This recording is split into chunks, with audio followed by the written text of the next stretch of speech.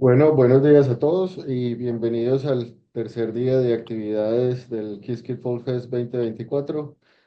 Hoy tenemos con nosotros al profesor Juan Guillermo Lalinde. Juan Guillermo Lalinde es ingeniero de sistemas de la Universidad de AFID y es matemático de la Universidad Nacional y tiene un PhD en telecomunicaciones de la Universidad Politécnica de Valencia en España. Es profesor de la Universidad EAFID y ha sido jefe del Departamento de Ingeniería de Sistemas. Ha sido jefe del programa de Ingeniería de Sistemas, coordinador de la maestría, de varias maestrías, de hecho, em, y ha sido investigador visitante en el Institute for Human and Medicine Cognition en Florida, Estados Unidos, y ha hecho un montón de récords académicos. Lo tenemos hoy con nosotros. Juan, muchas gracias por aceptar la invitación y el piso es tuyo. Daniel, muchas gracias por la invitación para participar en este evento. Yo voy a estar acompañándolo. Vamos a hablar un poquito de un tema muy puntual que es Q, ¿no es cierto? Q es, digamos, les doy como un resumen de lo que trata la charla. Eh, Hay una formulación matemática que se conoce con el nombre de Q. Q quiere decir, es un acrónimo que quiere decir optimización binaria cuadrática sin restricciones. Y digamos que hay un mapeo directo que es muy interesante entre los modelos que se pueden representar mediante cubo y el uso de la computación cuántica, o sea, utilizar una máquina cuántica para poder resolver estos modelos de cubo. eh, eh, de hecho, básicamente desde dos tipos de aproximaciones, que ahora voy a entrar un poquito en eso, que es modelos en los cuales están basados en compuertas, o sea, una máquina universal cuántica, o también modelos basados en quantum annealing. Y entonces la idea ahora es como vamos a trabajar con una, digamos, con esta agenda, es un poquito extensa, pero me parece pues importante. Afortunadamente, Daniel tuvo la generosidad de darme 2 horas y yo creo que en 2 horas podemos cumplir básicamente como con esa introducción a este tema de lo que es Q. Antes de empezar ya con el desarrollo de esta tabla de contenidos que está planteada acá, yo quiero dejar como una serie de mensajes que me parece que son claves. Primero de ellos, en el tema de la computación cuántica, si bien ha tenido un crecimiento muy fuerte, apenas está empezando.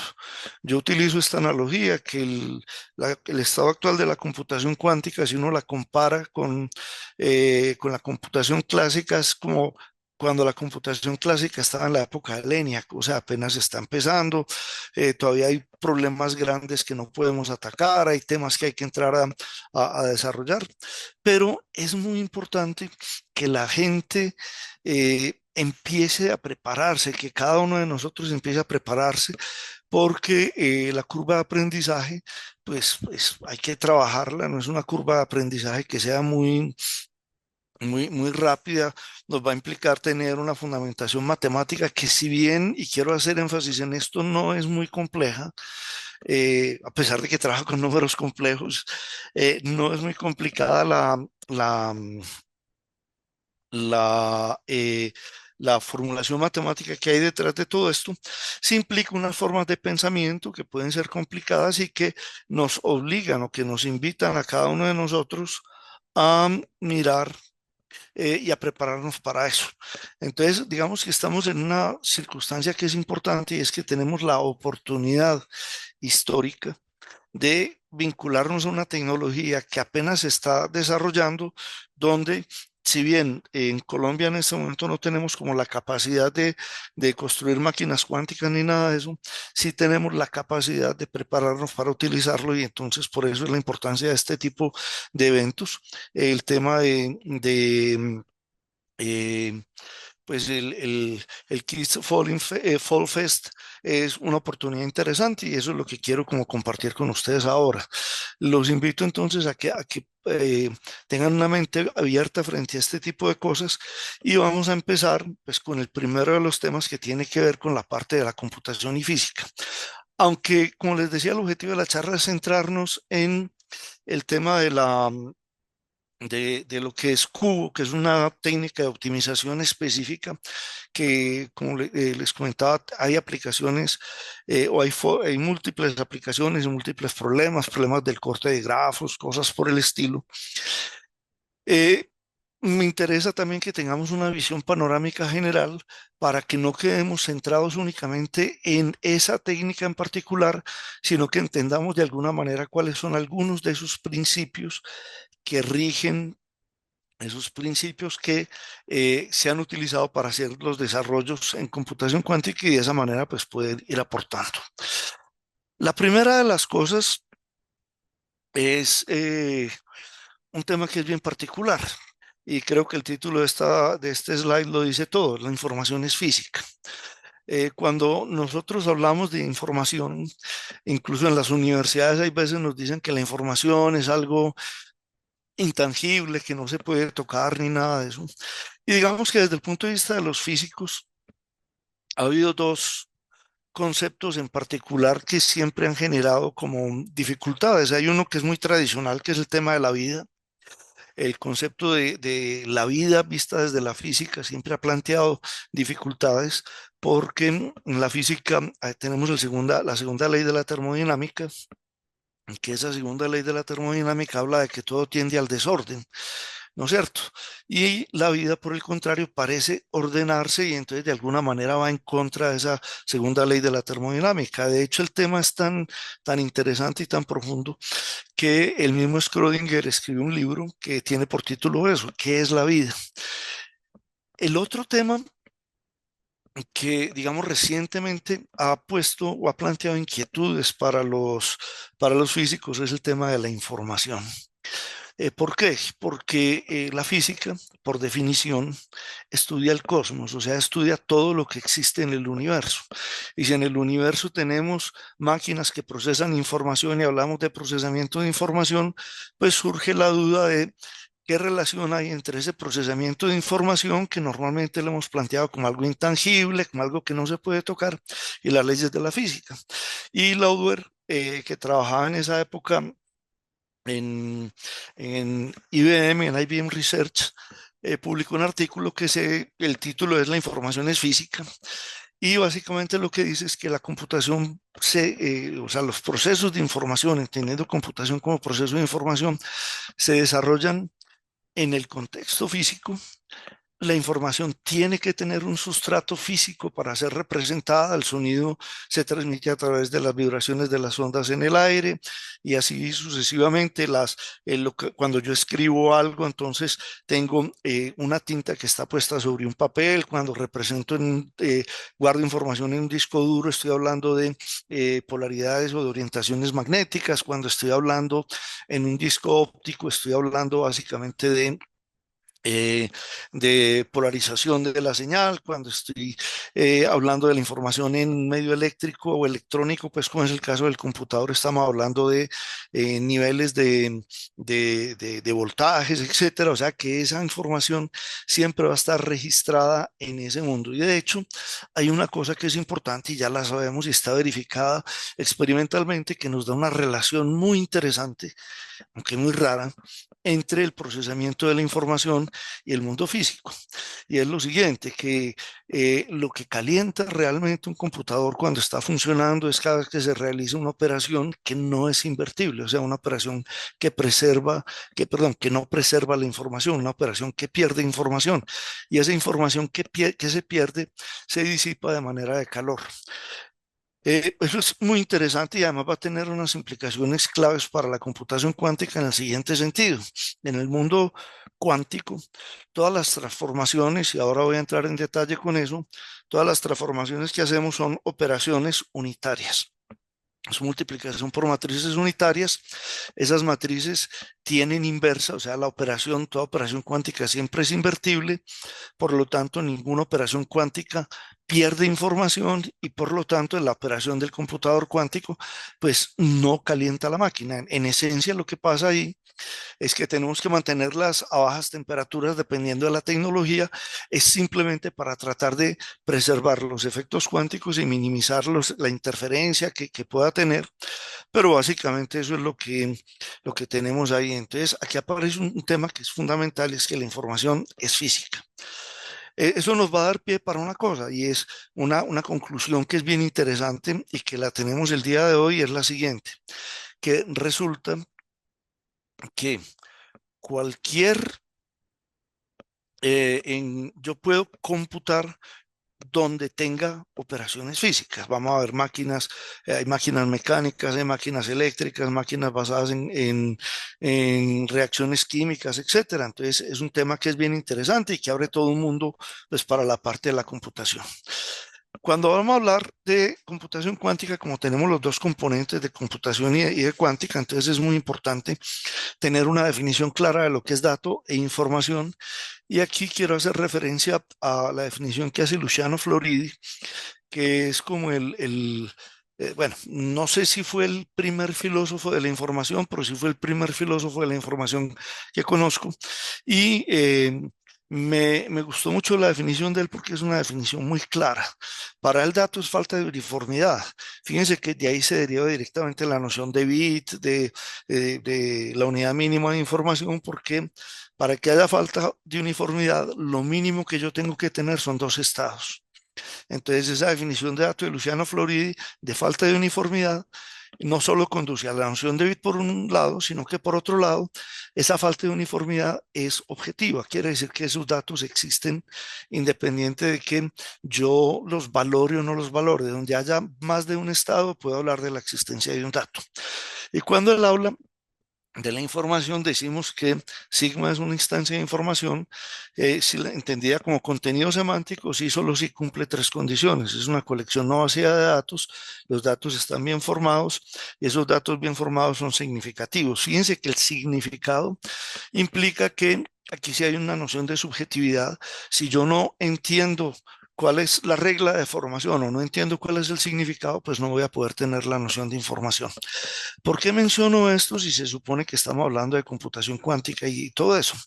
Pues resulta que en el mundo de la computación clásica nosotros ya estamos acostumbrados a que toda la información la representamos mediante un sistema numérico que es el sistema binario. Todos son unos y ceros.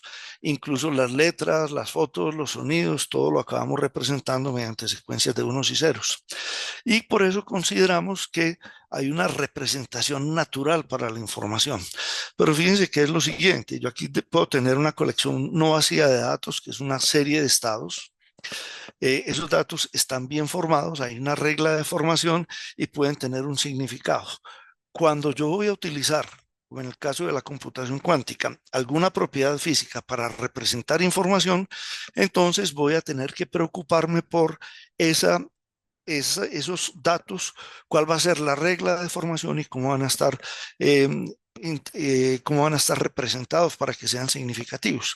De hecho, los que han trabajado en computación saben que si a mí me dan una secuencia de bits cualquiera, yo la puedo interpretar de múltiples maneras. Se puede interpretar como un número entero, se puede representar como un número entero con signo, sin signo, como como una secuencia de letras, se puede interpretar como un número de punto flotante, etcétera. Y entonces, ese tema de la interpretación es bien importante. ¿Por qué? Porque cuando entremos ahorita al mundo cuántico, vamos a ver que en el mundo cuántico yo la información tengo que representarla de tal manera que sea consistente con ese mundo. Entonces ya no vamos a hablar de representación binaria, sino que vamos a hablar de estados, vamos a hablar de amplitudes y vamos a hablar de fases. Y eso implica que para poder llegar un problema al mundo cuántico voy a tener que hacer unos procesos de conversión apropiados para que se pueda manipular con los fenómenos que se dan en el mundo cuántico, por un lado, y por otro lado, para poder interpretar y tener los resultados de manera apropiada. Bueno, entonces, otra cosa importante que nos lleva a nosotros al mundo de la computación, porque el tema de la computación tiene unas raíces que son mucho más profundas de lo que la gente imagina. Yo a veces le digo a mis colegas que cuando yo empecé a estudiar ingeniería de sistemas y estaba trabajando en el tema de la computación, jamás pensé que iba a estar trabajando en un área del conocimiento que el día de hoy se puede considerar parte de las ciencias fundamentales, incluso al nivel de la física. Y eso vamos a hablar un poquito. Pero básicamente, ¿cómo llegamos al tema de la computación actualmente? Eh, si ustedes recuerdan, en el mundo de los griegos, cuando se hablaban los silogismos, todo eso, se determina una lógica, unas reglas de la lógica para considerar que si un argumento es válido. De hecho, si ustedes revisan un poquito la historia de las universidades, se van a dar cuenta que hasta finales del siglo, probablemente siglo XVIII, principios del siglo XIX, si no es más, la formación de doctores en la universidad básicamente era centrada en la capacidad de argumentar mediante el uso de silogismos, ¿no es cierto? Entonces, ahí hay un tema importante, es que entramos a hablar de cuál es la forma de argumentar que es válida, que consideramos como válida. En el siglo, en el siglo XIX, George Boole creó el álgebra booleana. George Boole falleció por allá por los lados de 1865 y lo que él hizo fue formalizar todo el mundo de la lógica con dos cosas que son muy importantes. La primera de ellas que nos dio un álgebra, o sea, una serie de reglas que nos permiten manipular simbólicamente lo que antes manejábamos nada más de manera exclusiva desde el punto de vista de la lógica, como formalización del razonamiento, ya le dio una fundamentación matemática a eso, y tiene un resultado que es muy importante, que es ese resultado de la completitud funcional, que es el que nos permite hablar de la universalidad. ¿No es cierto? Básicamente la completitud funcional quiere decir que demostró que cualquier expresión lógica, no importa qué tan complicada fuera, se podía construir únicamente utilizando dos operadores lógicos, el y la negación, o puede ser el o y la negación, no importa, cualquiera de los dos sirve, pero por alguna razón históricamente escogimos el y la negación como elementos para hablar de esa completitud. ¿Qué quiere decir eso? Fíjense el impacto que tiene. Quiere decir que yo puedo trabajar absolutamente todo lo que hay en el mundo de la lógica simplemente utilizando dos compuertas. Si yo estudio esas compuertas, infiero todo lo que se puede deducir a partir de esas compuertas, estoy estudiando toda la lógica. Además aparece un elemento adicional que es muy interesante y es la parte aritmética, que las operaciones aritméticas, la suma, la resta, multiplicación, división, se pueden expresar como operaciones lógicas. Ustedes pueden hacer el ensayo, una suma binaria, simplemente se construye de la siguiente manera. El OR exclusivo es el resultado de la suma de dos bits y el AND de los dos bits es el valor que se lleva. O sea que yo puedo reemplazar, puedo hacer o puedo utilizar los operadores lógicos para hacer operaciones aritméticas. Y si eso lo ligamos con el hecho de que toda operación lógica se puede construir simplemente con el y con la negación, entonces llegamos a que cualquier operación aritmética o lógica se puede representar simplemente con ese par de operaciones. Cuando logramos construir los circuitos digitales y básicamente una compuerta que es la base de esto, que es lo que llamamos la compuerta NAND, fíjense el impacto que tiene. La compuerta NAND es una compuerta, es un dispositivo electrónico, es un equipo electrónico físico que es capaz de calcular las dos operaciones fundamentales, la negación y el I.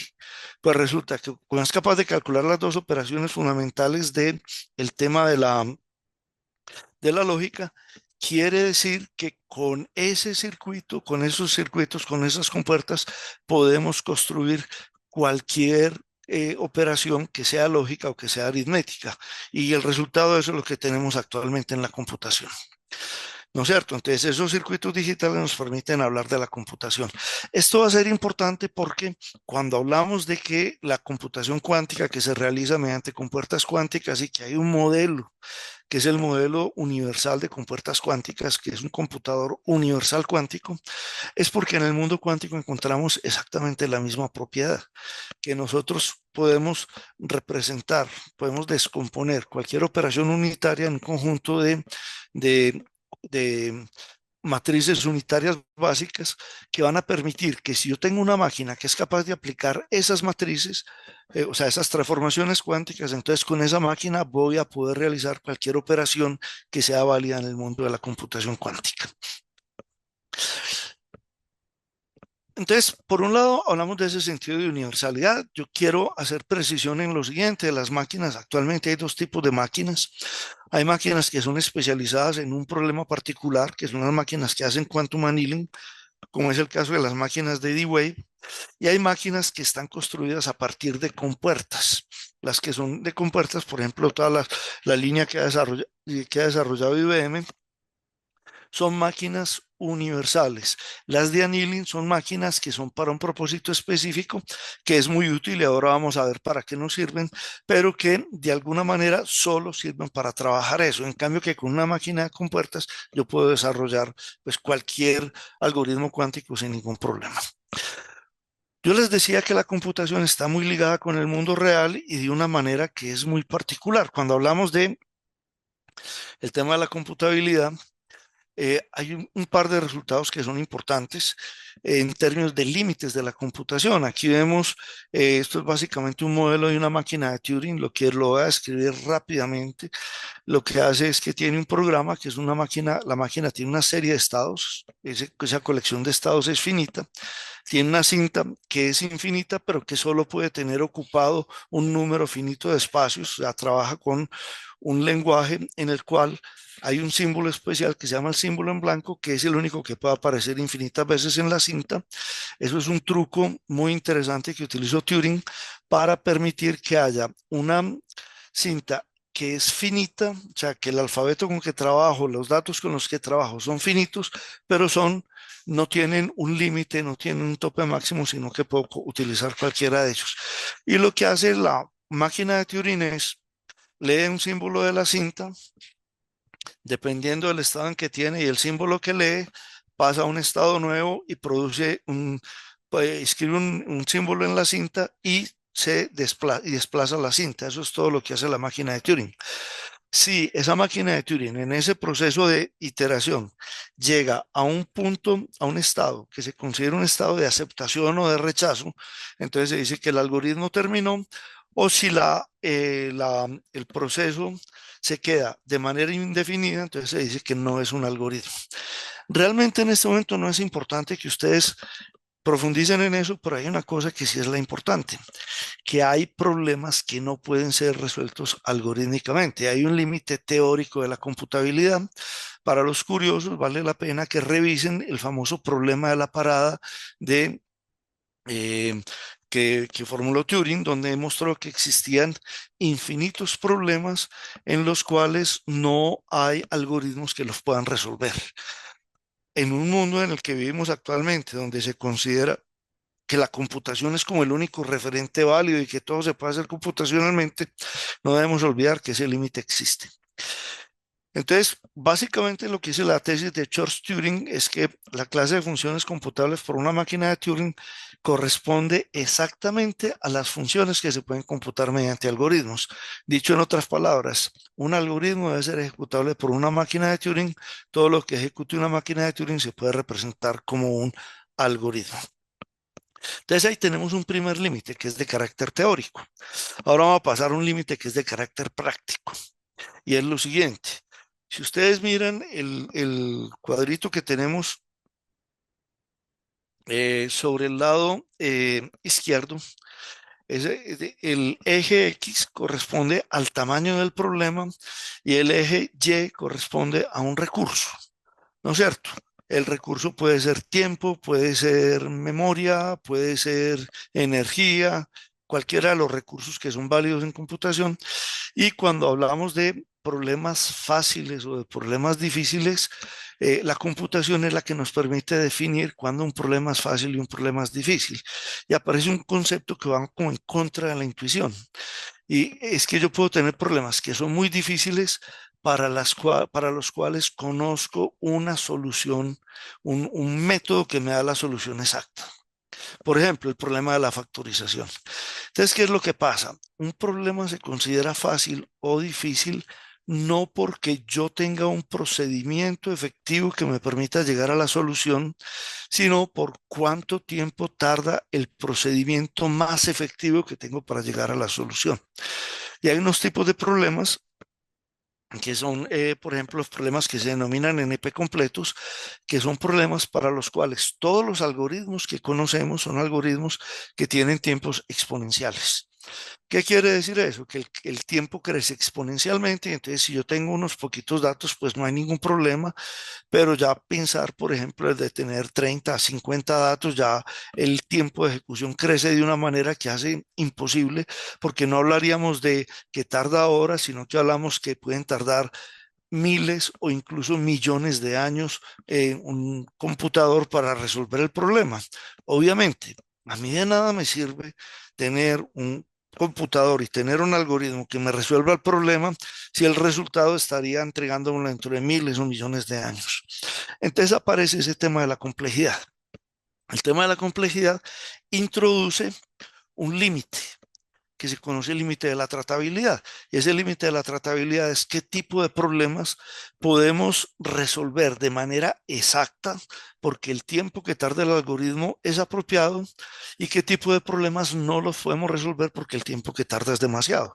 Y en ese caso, entonces lo que tenemos que recurrir es a algoritmos heurísticos, y esos son problemas, básicamente problemas de optimización, que es uno, lo que nos reúne el día de hoy, es un problema de estos asociados con el tema de eh, de la optimización. Entonces, ahí va a aparecer una pregunta que es importante. En el momento en que se plantea la computación cuántica, aparece la pregunta si esa computación cuántica nos sirve, nos ayuda para atacar o para eliminar alguno de esos límites, ¿no es cierto? Eh, Sabemos que el límite teórico no. Deutsch demostró que la computación cuántica es equivalente a la computación clásica, o sea, lo que yo puedo hacer en un computador cuántico lo puedo hacer en un computador clásico. Cuando veamos un poquito la matemática se van a dar cuenta por qué. Y al revés, lo que yo puedo hacer en un computador clásico lo puedo hacer en un computador cuántico.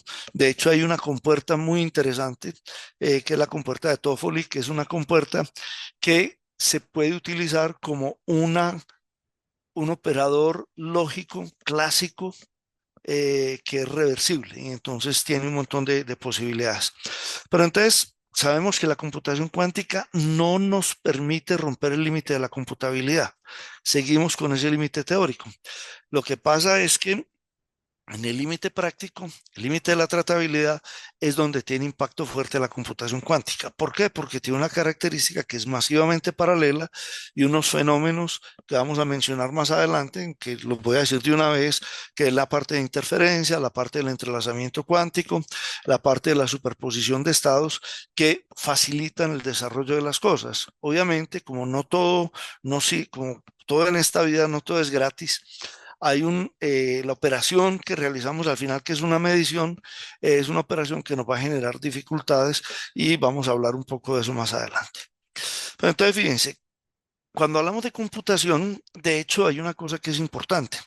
La definición de un algoritmo es una colección finita de pasos no ambiguos que en un tiempo finito produce un resultado.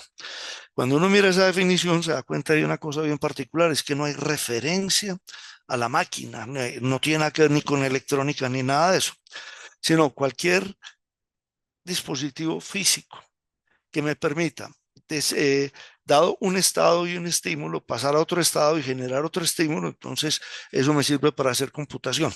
Y por eso hay distintos modelos de computación. Hablamos, por ejemplo, de la computación basada en mecánica, la máquina diferencial de Babbage, que fue propuesta a finales del siglo XIX, No se pudo construir en esa época porque la precisión que teníamos en la fabricación no era suficiente, pero en el año 2010 se construyó una máquina, se construyó la máquina diferencial de Babbage siguiendo las instrucciones de Babbage, y la máquina funcionó y funcionó bien y podía estar y realizaba cálculos sin ningún problema, y era una máquina programable. Recuerden que Ada Lovelace, la condesa Ada, o se considera la primera programadora del mundo porque fue la primera persona que escribió y publicó sobre cómo se podía utilizar la máquina de Babbage para cómo se podía programar para que realizara distintos tipos de tareas.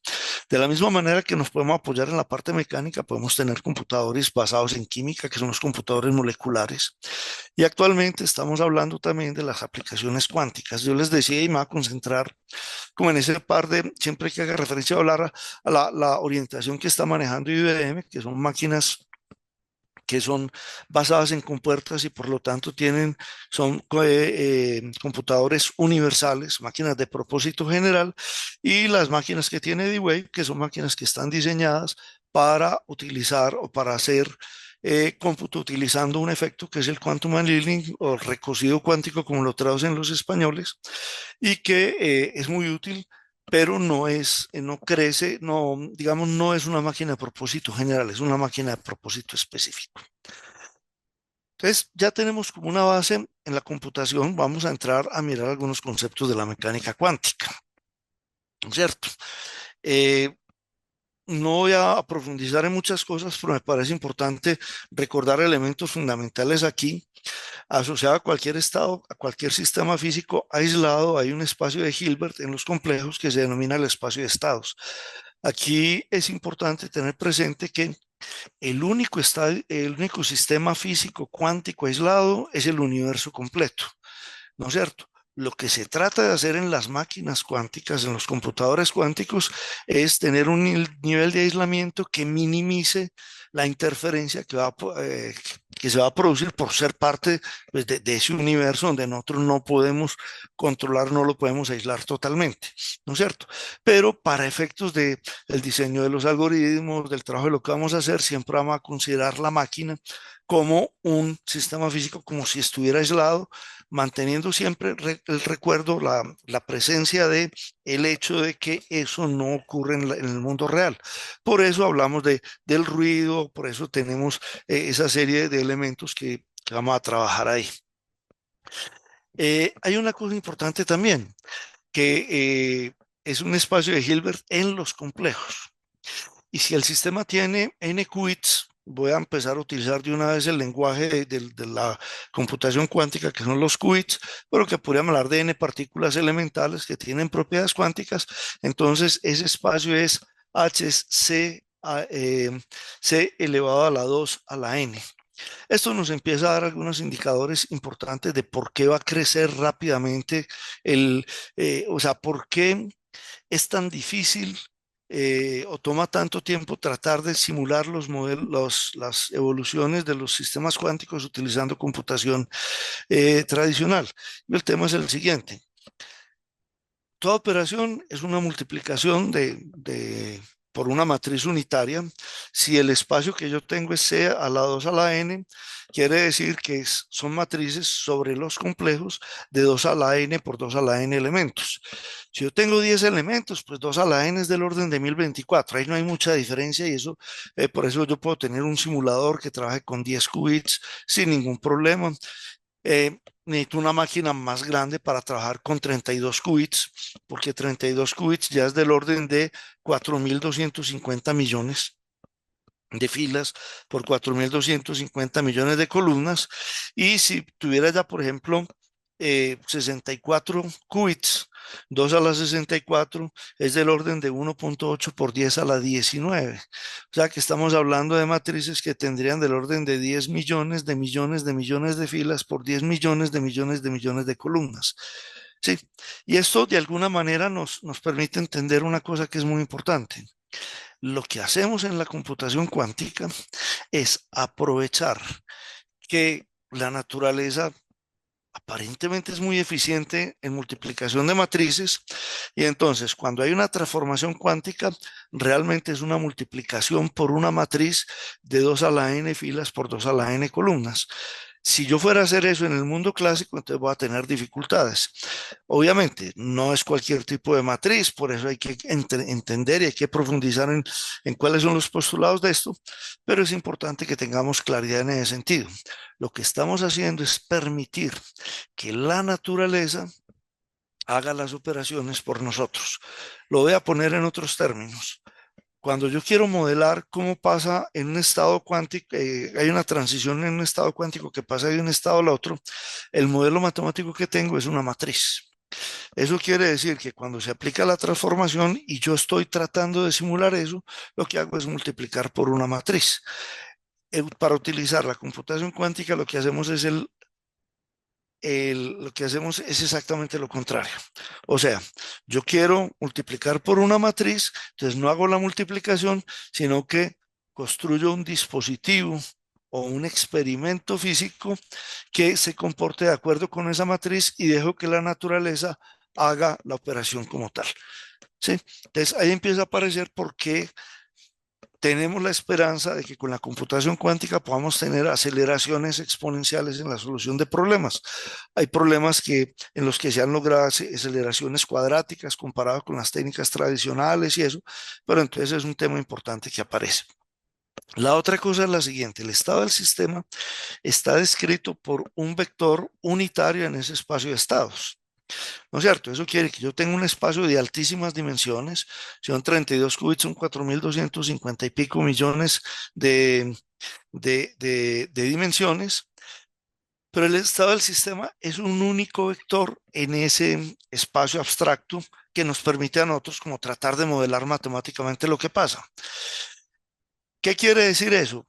Que cualquier evolución que se dé tiene que transformar ese vector unitario en otro vector unitario y por lo tanto es la modelación se modela, la evolución se modela mediante la multiplicación por una matriz, pero esa matriz tiene unas características particulares, es una matriz unitaria, tiene que preservar la característica de la norma que es uno. O sea que básicamente lo que hacemos ahí es que cualquier operación que aplicamos en el mundo de la mecánica cuántica es simplemente una rotación de ese vector en ese espacio de altísimas dimensiones. Y una vez quiero hacer énfasis en una cosa y es la siguiente: el mundo de la cuántica, fíjense que hablamos de miles de millones de dimensiones y la escala es mucho más alta. Ahora que tenemos máquinas de 1000 qubits, pues imagínense qué orden de dimensiones tenemos que manejar matemáticamente para poder modelar un espacio de 2 a la 1000. Pero el punto importante aquí es el siguiente. Y voy a retomar unas palabras de Feynman en su libro de electrodinámica cuántica, cuando él dice lo siguiente, le dice, eso es una transcripción de unas conferencias, y él le dice a los que asistan a las conferencias, le dice que hay que tener en cuenta varias cosas. Primero, que es posible que cuando vean las explicaciones queden con la sensación de saben cómo funciona, pero no por qué funciona. Eso no solo es válido, eso es absolutamente normal. La ciencia no da el porqué y el mismo Feynman lo dice. La ciencia no tiene la respuesta al porqué de las cosas. Si ustedes revisan, todos los conocimientos científicos que tenemos es de cómo se dan, no por qué, no cuál es la causa, el motivo o la razón. La segunda cosa que dice Feynman es que cuando ustedes miren las cosas, probablemente van a encontrar que aquí hay principios que funcionan, que son em, que no son como intuitivos, que no son fáciles de entender ni nada de eso. Y lo que dice Feynman es que los físicos ya resolvieron ese problema hace mucho tiempo, cuando se dieron cuenta de que para la validez de una teoría no es relevante si a mí me gusta, si no me gusta, si es simétrica, si no es simétrica, si es bonita, si es intuitiva. Lo único que es relevante para la validez de una teoría es que sea consistente con los resultados experimentales, ¿no es cierto? Entonces, van a encontrar que esas explicaciones que aparentemente o esas descripciones que pueden ser sobre todo cuando hablemos de superposición de estados, cuando hablemos de entrelazamiento, esas, eso que vamos a hablar ahí va totalmente contra la intuición, pero los resultados experimentales son los que lo validan. Y por eso es lo que la teoría que tenemos vigente actualmente sobre el comportamiento del mundo a escala atómica. Y el tercera observación que le hacía era la siguiente, que cuando uno coge esos resultados que tenemos actualmente, que son coherentes con los resultados experimentales, entonces eh, nos parecen ridículos. Y Feynman utiliza una cosa que es muy, bueno, más que ridículo, nos parecen absurdos. Y Feynman utiliza una frase que es la siguiente, dice, esos resultados nos parecen, esas explicaciones nos parecen absurdas, pero son consistentes con los resultados experimentales. Por lo tanto, es una invitación a que entendamos y aceptemos la naturaleza como es, absurda. Entonces, fíjense que hablamos de altas dimensionalidades, hablamos de muchas cosas. Yo insisto, lo digo con mucha frecuencia, que todo lo que pasa aquí matemáticamente es muy fácil de entender, la explicación física no. Pero el mismo Feynman también decía lo siguiente, siga los cálculos, péguese de la matemática porque todavía no tenemos una comprensión clara de qué es lo que pasa desde el punto de vista físico, pero los resultados dan eso. Entonces, fíjense, esa evolución del sistema que se modela mediante esa transformación, que es una matriz, aquí la llamo U porque es una matriz unitaria, entonces básicamente, pues lo que va a hacer es eh, rotar ese estado y eso es lo que va a pasar ahí. Y los cómputos cuánticos se obtienen aplicando operaciones unitarias a los qubits. Eso es básicamente lo que tenemos ahí. ¿Cuáles son los postulados de la mecánica cuántica? Entonces, el primero es que la evolución de un sistema cerrado se escribe mediante la ecuación de Schrödinger. Sí, y básicamente lo que me dice ahí es que digamos que el cambio en el estado, en el tiempo, estado en términos del hamiltoniano. El hamiltoniano es la medida de la energía. Y aquí va a pasar una cosa que es bien importante. Como todos los operadores que utilizamos son matrices, de hecho, de una vez les doy un dato técnico que es importante. Toda transformación, perdón, toda transformación cuántica que yo aplique es una transformación lineal que se modela, se representa mediante una matriz unitaria.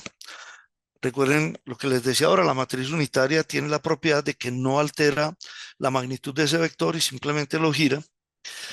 Y lo que llamamos los observables tienen asociadas, son matrices hermitianas. Esas matrices hermitianas son matrices que son digamos, son iguales a su transformada, a su traspuesta conjugada. Y hay una cosa que es importante, que cuando yo tengo una matriz, los vectores y valores propios de esa matriz me sirven como base del espacio, o sea, son una base del espacio vectorial que me genera esa matriz.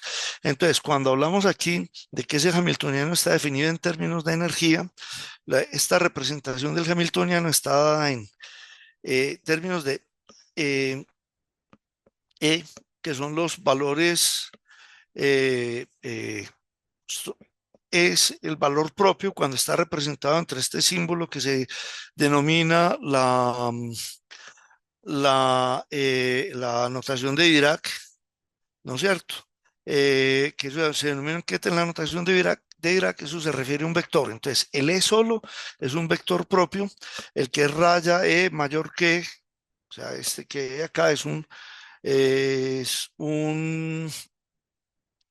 vector propio, la E sola es el valor propio y yo puedo representar ese operador lineal en términos de esa base que forman los vectores propios. Entonces, por eso está representado de esa manera.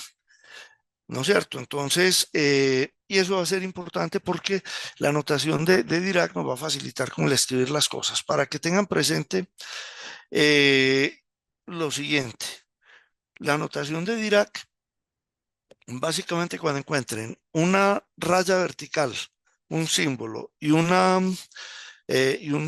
como una especie de mayor que, eso se denomina un ket y es un vector columna en ese espacio en el que estoy trabajando. Y el que es el símbolo de menor que, un símbolo interno y la barra vertical, eso se llama un bra y es la traspuesta conjugada del ket. La notación de Dirac es importante porque simplifica la forma de hacer los cálculos. Entonces, para que lo tengan presente, es la forma como vamos a representar las cosas acá. Entonces, en los postulados de los postulados de la mecánica cuántica tenemos lo siguiente. Lo primero, hay tres propiedades que son fundamentales. La superposición de estados. En el mundo clásico tengo o un 0 o un 1. Recuerden que el número mínimo de estados para que haya dato es 2. Entonces, pues va a llamar uno, lo va a llamar 0 o 1 y son los dos estados que puedo tener. En el mundo cuántico puedo tener una superposición de estados. No tenemos la explicación física, pero puede estar en una superposición de los dos estados, de tiene un componente alfa y un componente beta, ¿sí? Que cumplen una condición de normalidad. Si ustedes lo miran, piénsenlo de esta manera. Yo tengo el vector, básicamente lo que estoy diciendo al coger el qubit es un vector en un espacio, según lo que veíamos ahora, es un espacio simplemente C a la 2, porque C a la 2 a la n, en ese caso n es un solo qubit, y entonces tengo las dos amplitudes asociadas. Básicamente lo que me dice ese alfa cuadrado más beta cuadrado igual a 1 viene del teorema de Pitágoras. Yo tengo un vector cuya norma es 1, sería la hipotenusa de ese triángulo, y tengo los dos lados son el alfa y el beta, el componente en cada una de las direcciones, y lo que me dice eso es que alfa cuadrado más beta cuadrado, catetos al cuadrado, la suma me da 1, que es la magnitud del vector. En general, para n qubits siempre se tiene que cumplir eso y vamos a hablar de ese concepto de normalidad. Y es que la suma de los cuadrados de las amplitudes de todas la representación del vector en términos de los vectores de la base debe dar 1. Y el entrelazamiento cuántico, pues básicamente es tener dos elementos que tienen la máxima correlación posible entre ellos. Lo trataré de explicar aquí rápidamente, pero es lo siguiente. Fíjense, yo tengo ahí, son dos qubits, por eso tengo el 0, 0 y el 1, 1. Realmente con dos qubits yo tengo cuatro estados, es C a la 2, a la 2, o sea, C a la 4, que serían 0, 0, 0, 1, 1, 0, 1, 1. Aquí no muestro el 0, 1 ni el 1, 0 porque tienen como coeficiente 0. Y simplemente es lo siguiente, cuando yo hago un proceso de medición, el, la medición lo único que hace, y ya lo voy a mostrar a continuación, es que me lleva ese vector, lo lleva a que esté sobre una de las bases de los vectores de la base que estoy haciendo la medición. Entonces no me permite conocer el estado real. Pero cuando yo tengo un estado de entrelazamiento, que es un nivel de correlación muy alto entre los dos elementos, quiere decir que cuando yo mido uno, el otro cambia su estado de tal manera que es consistente con lo que medí. ¿No es cierto? Bueno, y tenemos el hecho de que la interferencia puede ser constructiva o destructiva. Aquí es fácil entenderlo porque recuerden que las amplitudes asociadas con cada estado son números complejos. Los números complejos, E a la I teta es coseno de teta más I seno de teta, y entonces son funciones sinusoidales y se suman y se produce la interferencia, como la vemos en la imagen de la izquierda constructiva y en la lado derecha destructiva. El tema de la medición es un tema que es muy importante, porque en la medición, en la mecánica cuántica, una medición tiene una serie de operadores, ¿no es cierto? Que esa M es el número posible de estados o de valores que puedo obtener. Fíjense que en el mundo cuántico los estados esos estados son discretos. ¿No es cierto? Y de ahí viene la noción de quantum, viene precisamente de que son unidades que son discretas. Entonces, básicamente, cuando yo tengo un estado cuántico, la probabilidad de que el resultado de la medición sea m es el valor esperado de aplicar el operador m sub m. Y cuando yo mido, lo que pasa es que fíjense que el sistema es como que girara el vector, bueno, como que girara no es, matemáticamente lo que pasa, el vector gira, se alinea con el resultado que tuve de la medición. El resultado de la medición solo me da valores discretos correspondientes a cada una de las bases y tengo que normalizar porque recuerden que si es un estado cuántico válido, la norma tiene que ser 1, ¿no es cierto? Y además los operadores de medición cumplen con la condición de completitud. Eso quiere decir que esos operadores de medición son una base para ese espacio. Entonces vamos a mirar rápidamente lo que es el tema de la computación cuántica. Fue propuesta en los 80 por Manning, Feynman y Benioff. La idea es utilizar transformaciones cuánticas para procesar información, lo que implica, como les decía, que la información hay que representarla de tal manera que sea clara, que tenga sentido en el mundo cuántico. Deutsch en el 85 demuestra la existencia de la máquina de Turing cuántica, donde, digamos, tiene la misma capacidad computable de la máquina de Turing, pero que tiene una aceleración, tiene un alto nivel de paralelismo y por eso ataca el límite de la tratabilidad, no el límite de la computabilidad. Y obviamente se proponen los primeros algoritmos, donde está el de Deutsch-Jotz, Shor, Simon, el de Gruber. En mi concepto, el más importante de todos es el de Shor, porque es el que realmente movió el desarrollo de la computación cuántica. El algoritmo de Shor es un algoritmo de factorización y resulta que los esquemas de criptografía de clave pública como el RSA están basados precisamente en el problema de la factorización, o sea, que factorizar es muy difícil, y otro problema que se da sobre grupos, que es el problema de el logaritmo discreto, que se resuelve más o menos de la misma manera, y el algoritmo de Shor resuelve los dos. Entonces, cuando aparece el algoritmo de Shor, que aparece en un momento que era un resultado simplemente teórico, lo que pasa es lo siguiente, que si se pudiera materializar la computación cuántica, y pongo ese pudiera por el momento en que se dio, porque ya sabemos que sí se ha materializado, entonces se podrían descifrar mensajes cifrados por esquemas que estuvieran basados en el tema de la factorización, y los estándares de criptográficos más utilizados están basados en eso. Y de hecho, por eso los gobiernos empezaron a invertir en desarrollar máquinas cuánticas, pues por la ventaja que da en términos de seguridad informática y esas cosas. Obviamente, dado que aparece eso, ya ha venido todo un proceso y se ha desarrollado esquemas criptográficos postcuánticos que no están basados en el tema de la factorización. Algunos están basados en temas como, por ejemplo, látices y cosas por el estilo, pero ese fue el que dio realmente el impacto fuerte. Entonces, vamos a comparar algo de la computación clásica con la cuántica. En la clásica la información se representa mediante bits, en la cuántica mediante qubits. El bit en la cuántica puede estar en uno de esos estados, un 1 o un 0. Recuerden que si ustedes tienen una variable, voy a poner un valor pequeño porque que nos quede más fácil, una variable de 16 bits. 16 bits son 65.536 valores diferentes, desde 0 hasta 65.535. Entonces, como cada uno de esos 16 bits puede estar en el 1 o en el 0, si yo tengo una representación en bits, puedo tener uno de esos 65.565 estados a la vez. Solo puedo representar uno de esos estados. Como el qubit puede estar en una superposición lineal de esos estados clásicos, yo puedo estar representando los 65.536 estados de manera simultánea. ¿No es cierto? ¿Cómo lo hago? Simplemente aprovechando el hecho de que hay de la propiedad de la superposición y que un qubit puede, y como les digo, esto es de esas cosas que Feynman decía que era absurda, puede estar en el estado 0 y el 1 a la vez, no está en ninguno, pero están los dos a la vez, entonces tenemos esa posibilidad.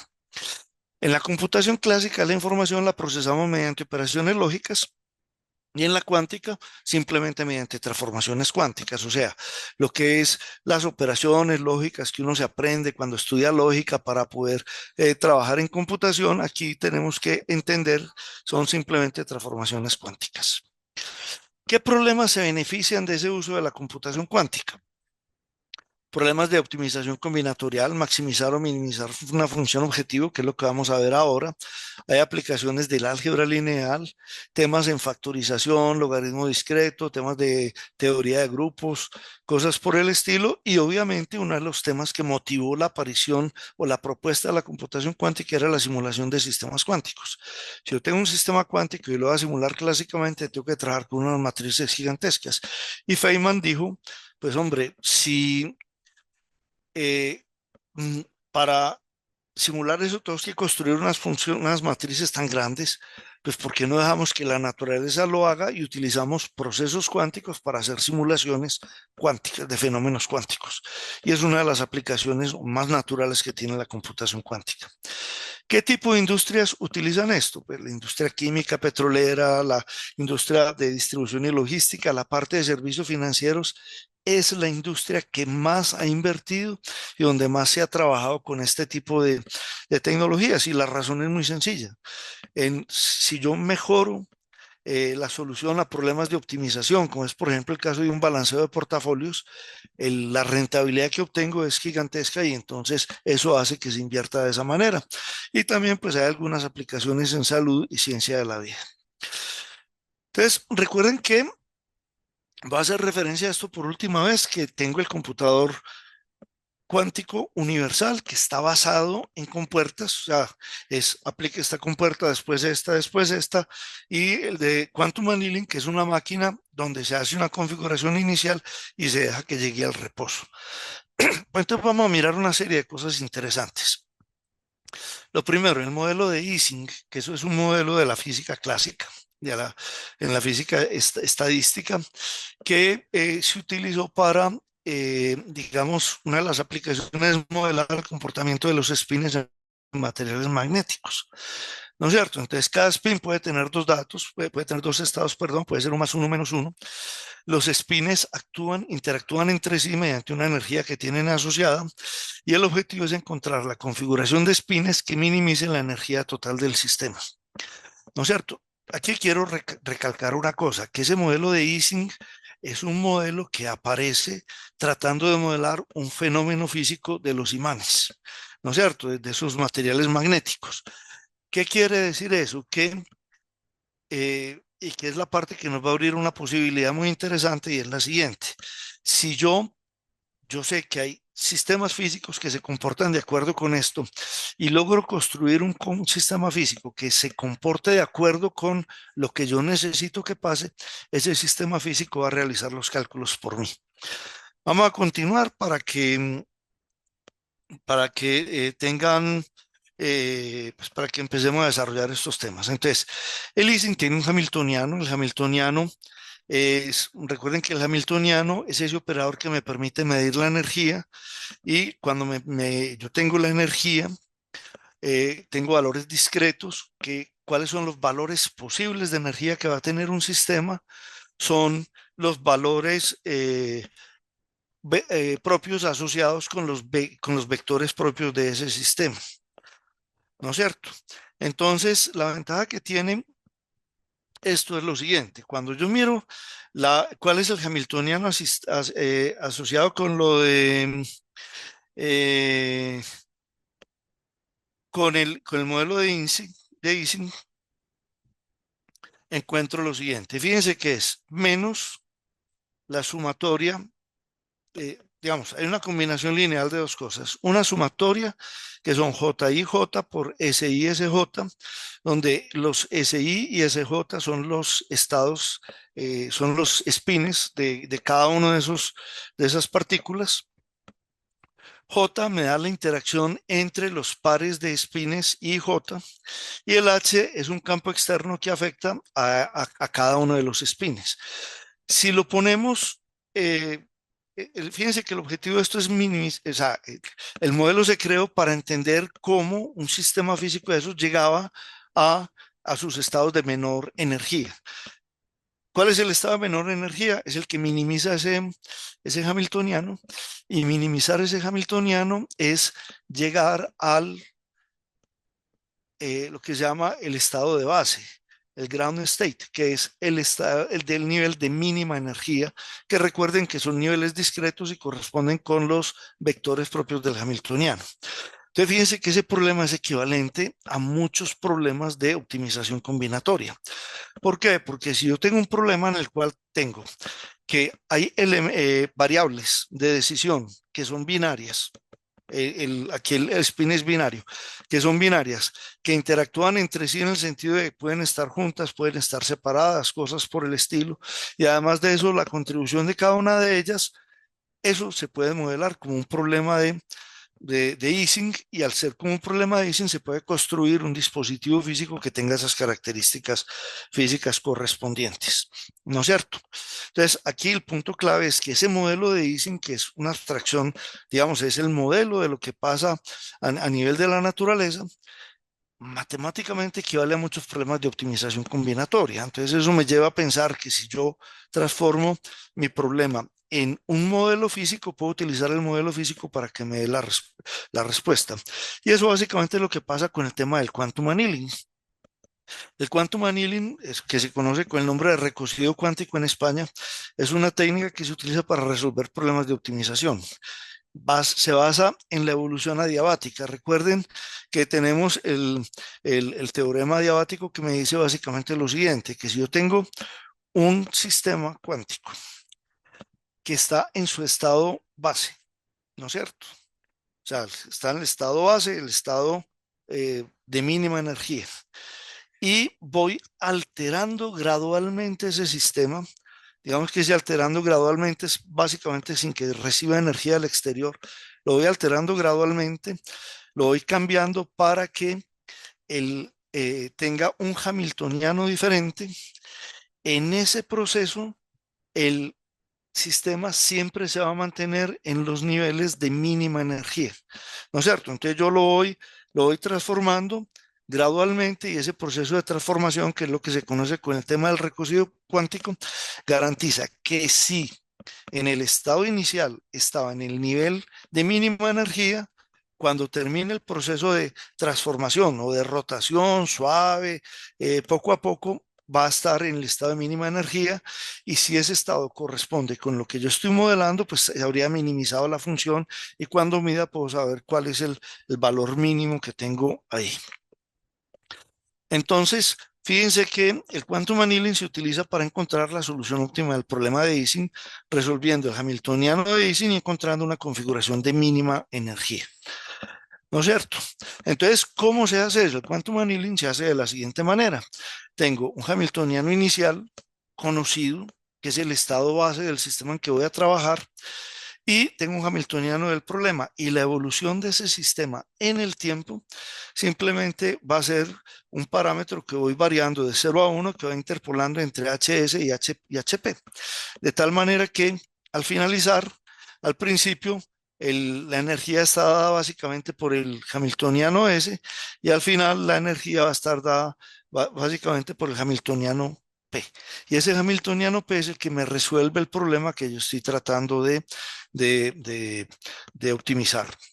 Entonces, la relación que hay entre el quantum annealing y el modelo de Ising es lo siguiente. El quantum annealing busca el estado fundamental de un hamiltoniano.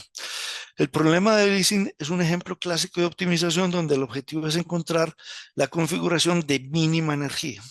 Al usar el quantum annealing, entonces lo que puedo hacer es resolver ese problema de Ising aprovechando, pues, digamos que en esa evolución adiabática y eso, lo que tengo básicamente es, aparecen fenómenos del túnel cuántico, etcétera, pero eso no nos interesa ahora. Lo que nos interesa es que yo puedo irlos transformando gradualmente de un hamiltoniano a otro mediante una combinación lineal de los dos, y siempre se mantienen en el valor mínimo, que es el que me interesa tener ahí. Entonces, recordemos lo siguiente. Yo tengo la evolución del sistema cerrado, lo describe la ecuación de Schrödinger. El hamiltoniano está definido de esa manera. Estoy utilizando como base los vectores propios del hamiltoniano, y entonces esos vectores propios forman esa base del espacio, y los E, que son los valores propios, son los valores de energía que se puede tomar. Entonces, ¿cuál es la idea? dada una función objetiva, una función que va de 0,1 a la n, o sea, una representación en binaria, donde cada uno de esos valores que tengo ahí se puede representar mediante un qubit. Si se logra construir un sistema físico en el cual la amplitud asociada con el estado y sea el equivalente a evaluar la función en el estado y, ¿no es cierto? Y eso son los vectores propios. Entonces, al aplicar al el quantum annealing, el sistema va a llegar al nivel mínimo de energía, que lo estoy llamando de sub-cero ahí. El sistema va a llegar al nivel mínimo de energía. Como ya está, el sistema está en uno de sus vectores propios. Cuando yo lo mida, el resultado de la medición va a ser ese vector propio, ya está sobre uno de los elementos de la base y la base que utilizo para la medición es esa. Y entonces el valor que estoy obteniendo es el que minimiza la F. ¿Sí? Y entonces, ¿cómo se materializa la idea? Entonces, básicamente propusieron la optimización cuántica diabática, que es básicamente hacer eso. Si ustedes miran, en este caso tengo que ese HDS es sigma sub X, es la superposición, es el estado inicial, sería la superposición homogénea de todos los estados, o sea, están todos los estados simultáneamente. El coeficiente es A y ese B sub S va a ser simplemente el hamiltoniano del problema que yo quiero resolver. Entonces, para manifestar un problema de esta manera, ¿qué es lo que tengo que hacer? Tengo que hacer es ver cuáles son los coeficientes o las amplitudes asociadas con cada uno de los componentes y los coeficientes de la interacción entre esos componentes. Y eso es básicamente lo que se hace a medida que va evolucionando el sistema, que va a pasar. A va disminuyendo, recuerden que es como una interpolación, va bajando A, sube B, hasta que pasa a ser A0 y B0.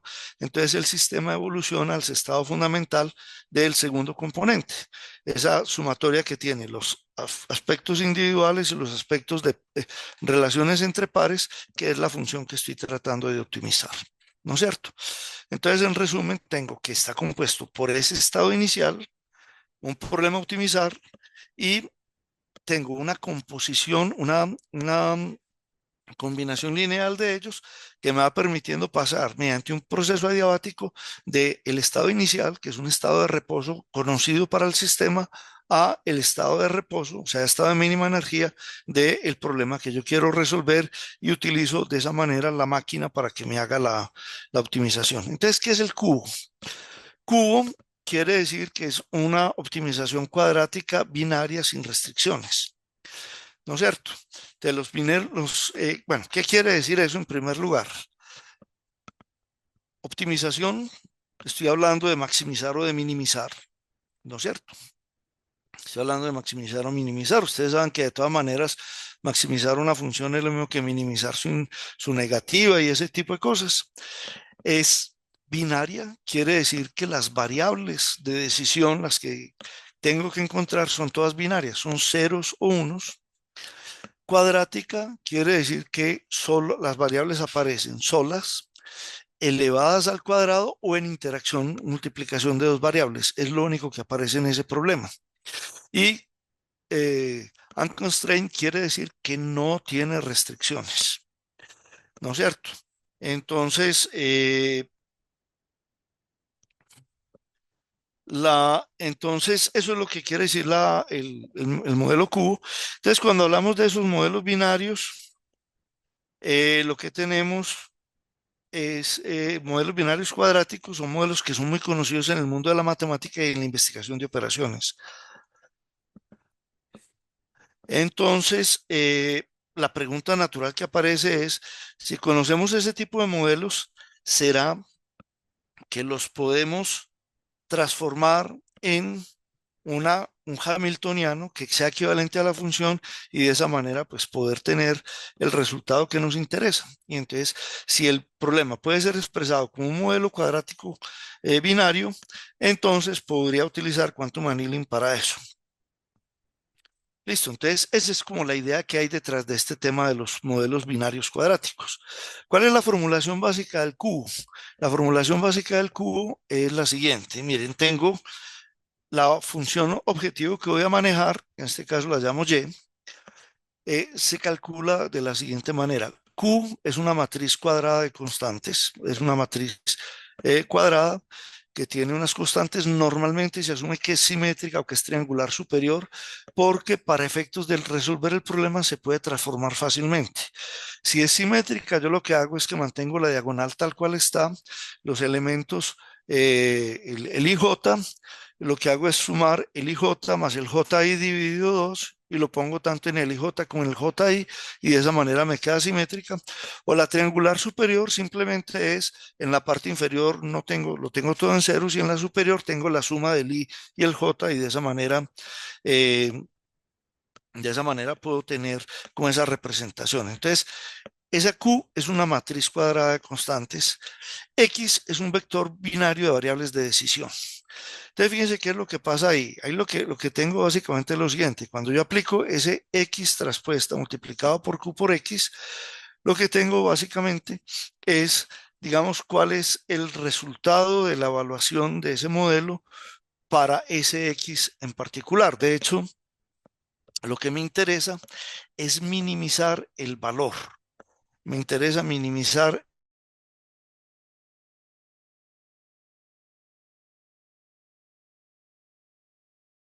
ese valor.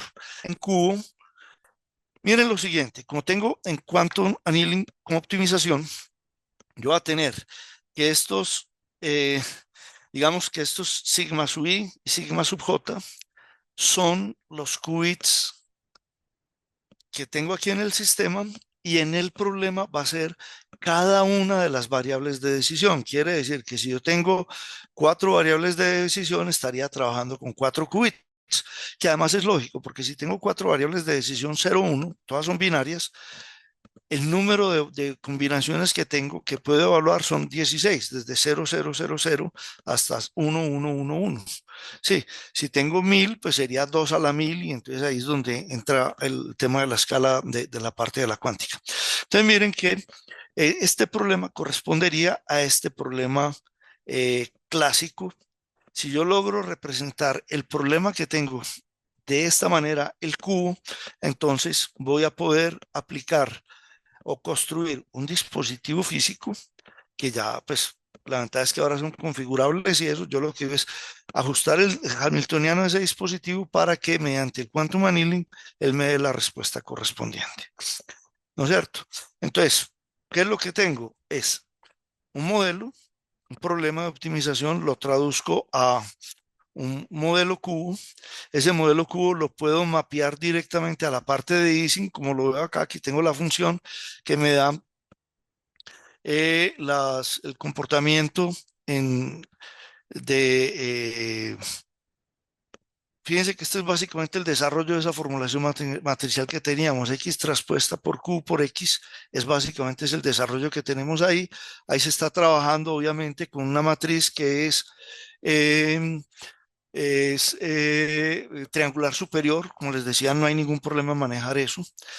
Y entonces, y en Ising lo que tenemos es este esquema de acá. Entonces, fíjense que si yo hago que los Q sean 1 más S sub I sobre 2, el problema de Ising es lo mismo que un problema Q. El qubit 0 más, recuerden, las S son valores del spin. Puede ser más 1 menos 1. Entonces, si el spin es 1, 1 más 1 daría 2, dividido 2 me daría que el qubit está en estado 1. Y si el spin es menos 1, me daría 1 menos 1, 0, dividido 2 me daría 0, y el qubit estaría en el estado 0. Entonces lo que vemos es que esa formulación de cubo es equivalente, matemáticamente es la misma formulación de los modelos Ising. Eso me permite que en el fondo yo acabe implementando un modelo Ising y utilizar la evolución física real de ese modelo para que me resuelva el problema de optimización que tengo que resolver. ¿Qué tipo de problemas pueden ser expresados como cubo? Pues problemas de particiones, particiones de números, de grafos, cliqués, temas de programación entera lineal binaria, coberturas de empaquetamiento, desigualdades, coloración, ciclos hamiltonianos, etcétera. Se pueden manejar, se pueden tratar o se pueden representar como problemas que son cubos. De todas maneras, recuerden que aquí hay un proceso de representar, se pasa al modelo físico, hay toda una transición. Si el problema, si el proceso adiabático es óptimo, va a llegar al mínimo, si no, puede que llegue a otro estado de energía, a otro vector propio del hamiltoniano que es cercano al mínimo, pero entonces son soluciones aproximadas que de todas maneras son útiles. ¿Cómo se hace para convertir un problema en cubo? Entonces, básicamente uno tiene el problema, ese problema hay que transformarlo de alguna manera, ¿no es cierto? Ahorita vamos a ver que afortunadamente eso ahora es muy fácil de hacer. Una vez esté transformado, tengo dos opciones. Annealing, una máquina como las máquinas de D-Wave en la que la programo para que el hamiltoniano objetivo corresponda con la representación en cubo del problema y lo pongo a evolucionar y cuando llegue al estado, al ground state, entonces tengo los niveles de energía mínimo y ya sé cuál es el valor que me minimiza o por lo menos cercano al mínimo, o puedo hacerlo a través de compuertas y a través de compuertas hay un algoritmo que se llama QAOA que ahorita lo voy a delinear rápidamente. Una vez tenga la solución, bien sea por anillo o bien sea por compuertas, entonces tengo un vector solución, la tengo que decodificar y poder entonces ya interpretarlo en términos del dominio del problema. Fíjense que por eso al principio hablaba de la definición de información de Floridi, porque yo tengo una colección de estados que tiene una regla de formación y tienen un significado. De hecho, Floridi habla de una cosa que es muy interesante que se denomina información simbólica. Y es que la misma información yo la puedo representar de muchas maneras, ¿no es cierto? Yo puedo tener dos, tres representaciones diferentes. Nosotros lo vemos con las letras. La letra A, mayúscula, minúscula, letra pegada, cursiva, todo eso, para nosotros todas tienen el mismo significado. Y entonces, aquí básicamente quiere decir que yo cojo un problema, lo, tras, lo traduzco a un contexto en el cual el significado de ese problema se mantenga, pero la representación que tengo es distinta, ya la representación es cuántica, en este caso sería un modelo de Ising, o sea, representarlo como un hamiltoniano, opero sobre él, hago las transformaciones, ya ejecuto el algoritmo cuántico, o sea, dejo que ese experimento de física cuántica, que es el computador, se desarrolle y llegue a un resultado, y finalmente la respuesta que me da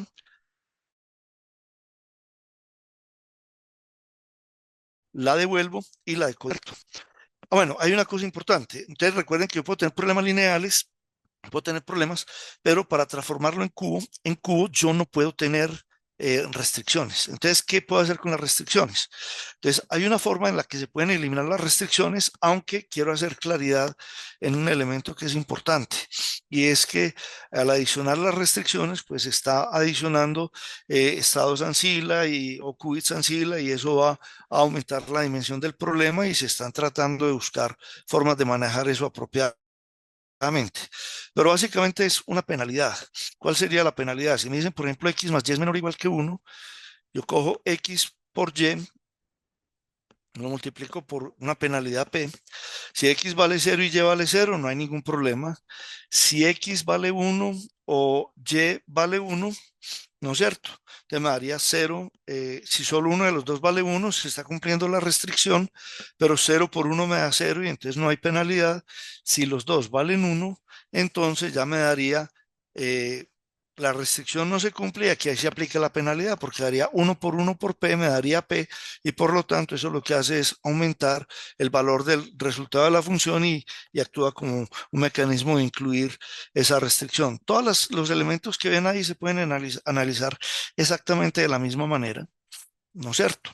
Se pueden analizar exactamente de la misma manera y van a conducir a incorporar esas restricciones dentro del modelo que se está trabajando en la parte de Q. Vamos a dar un ejemplo simple, absolutamente simple, pero me interesa pues como que entendamos lo que pasa ahí. Entonces lo que vamos a hacer es lo siguiente, cada variable es un nodo. Los términos lineales se asignan al nodo correspondiente, los nodos cuadráticos, es decir, multiplicación de dos variables, se asignan al arco que las une. ¿No es cierto? Tengan presente una cosa, que es que como las variables son binarias, ¿no es cierto? Entonces la variable al cuadrado va a ser la misma variable. 0 al cuadrado es 0 y 1 al cuadrado es 1, entonces simplemente podemos partir de eso sin ningún problema. Entonces este es el tema. Yo tengo x0 y x1 quieren estar en el mismo equipo, lo mismo pasa con x2 y x3, sin embargo x1 y x3 no se las llevan bien y no quieren estar en el mismo equipo.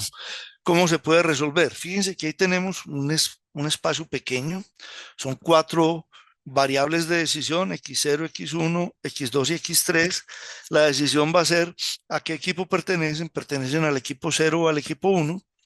Y digamos que las decisiones, los estados posibles serían todos 0, o sea, todos están en el mismo equipo, x0, x1, x2 en el mismo equipo y x3 en otro, y así sucesivamente. Sería como la representación del problema. Entonces, yo aquí tengo una restricción y la restricción es que dos x1 y 3 no se quieren llevar en el mismo equipo.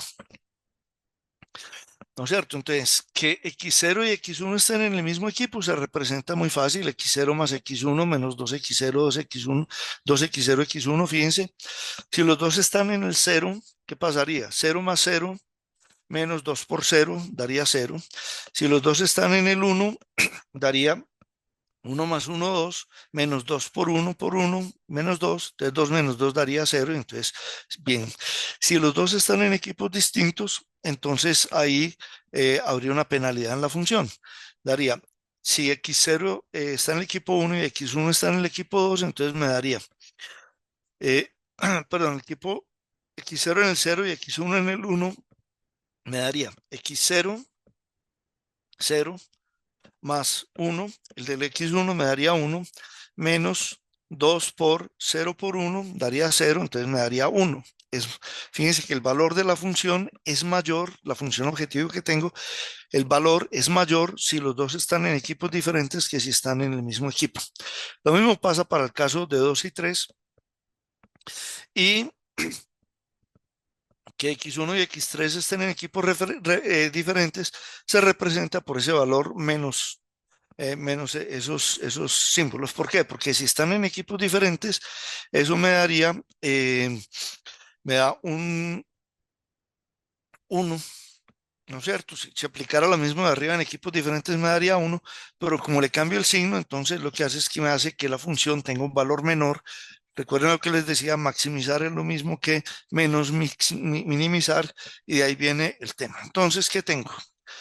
Recuerden, a cada nodo le asigno, tengo x0, 1, x1 tiene asociado el 1 y el menos 1, x2 tiene asociado el 1 y x3 tiene asociado el 1 y el menos 1. La relación entre x0 y x1 tiene el menos 2, entre x1 y x3 tiene el 2 y entre x2 y x3 tiene el menos 2. Entonces, cuando va a escribir la ecuación va a quedar de la siguiente manera. x0, el coeficiente asociado con el x0 es el 1. x2, el coeficiente asociado con el x2 es el 1. El x1, recuerden que tenía un 1 y un menos 1. 1 más menos 1 me da 0 y entonces por eso no me aparece el x1. Y en el x3 pasa exactamente lo mismo. Entonces, las contribuciones individuales a la función son esas. x0 contribuye con 1, x2 contribuye con 1, x1 no contribuye con nada y x3 no contribuye con nada. Y cuando modelo las interacciones entre ellos, entonces me dice x0 y x1 contribuyen con menos 2, x2 y x3 contribuyen con menos 2 y x1 y x3 contribuye con menos 2. Entonces aquí lo que tengo es una formulación de un problema. Tengo esa f, que es la función objetivo. Minimizar el valor de la f, ¿qué es? Minimizar el valor de la f corresponde a que tengo una división de equipos en la cual estoy, si es posible, respetando la restricción de que 1 y x3 estén en dos posiciones diferentes. Ahora, ¿cómo funciona esto ya en la vida práctica? ¿Cuál es la ventaja o la bondad de tener Qiskit?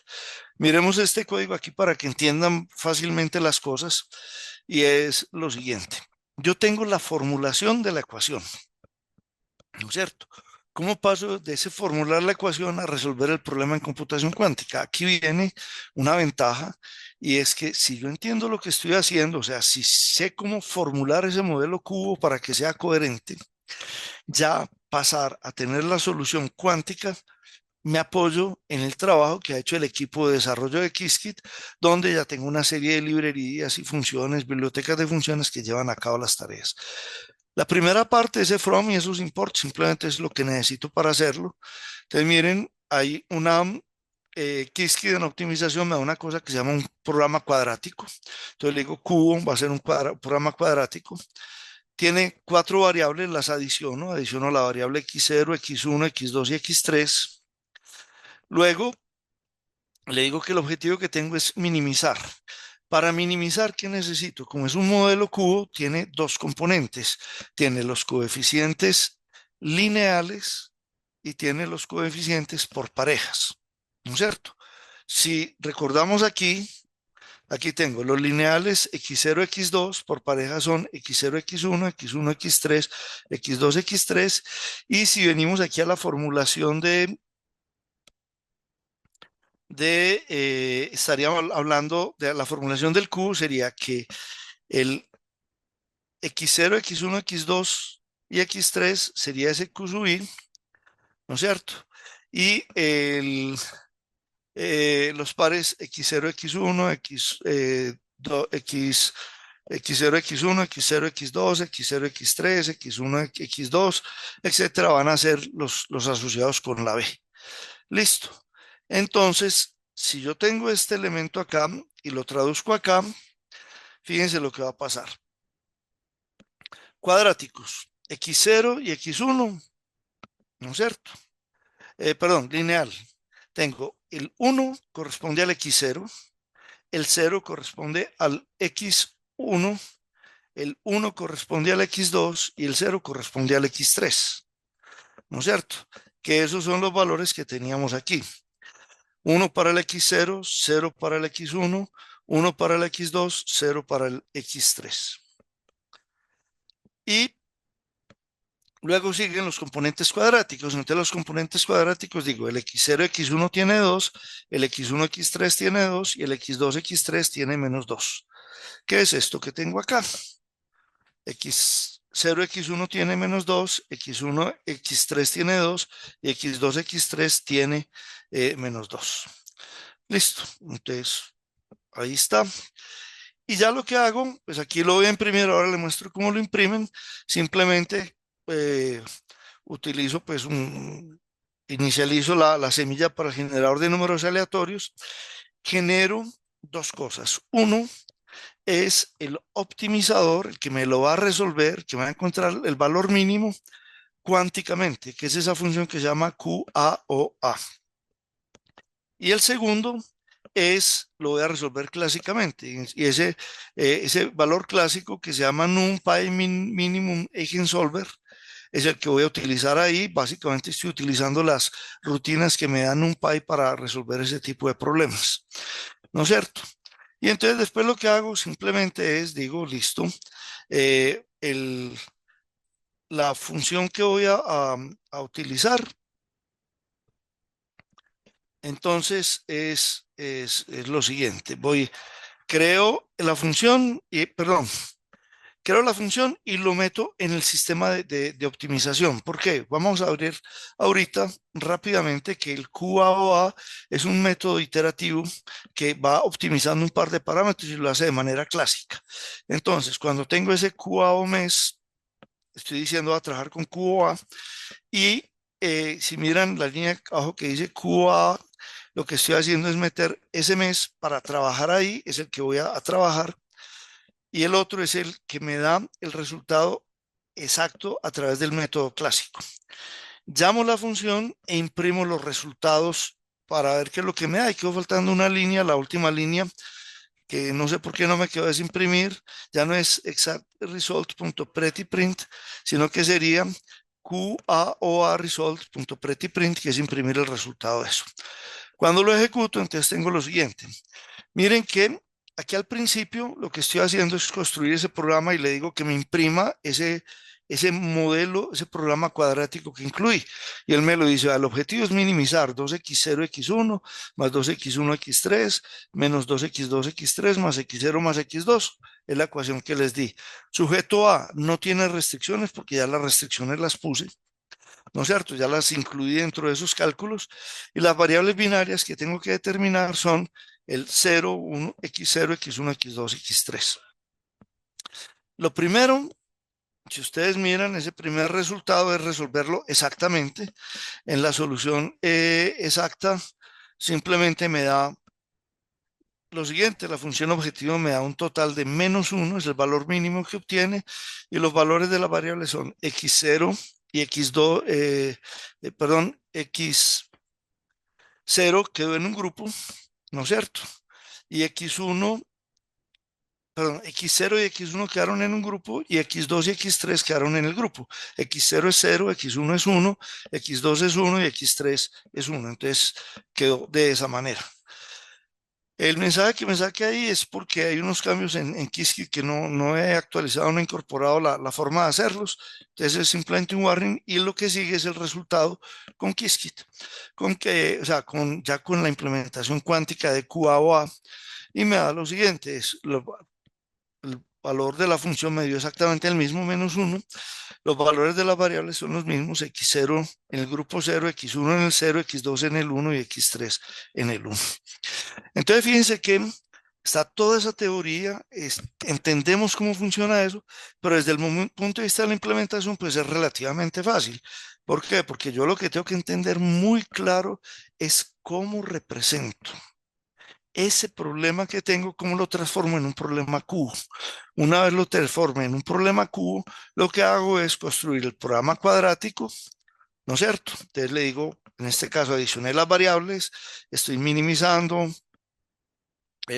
estos son la estructura de la ecuación y después le digo, vea, utilice la solución cuántica, el QAOA, para resolver el problema y dime cuál es el resultado y no tuve que entrar a preocuparme por los demás aspectos.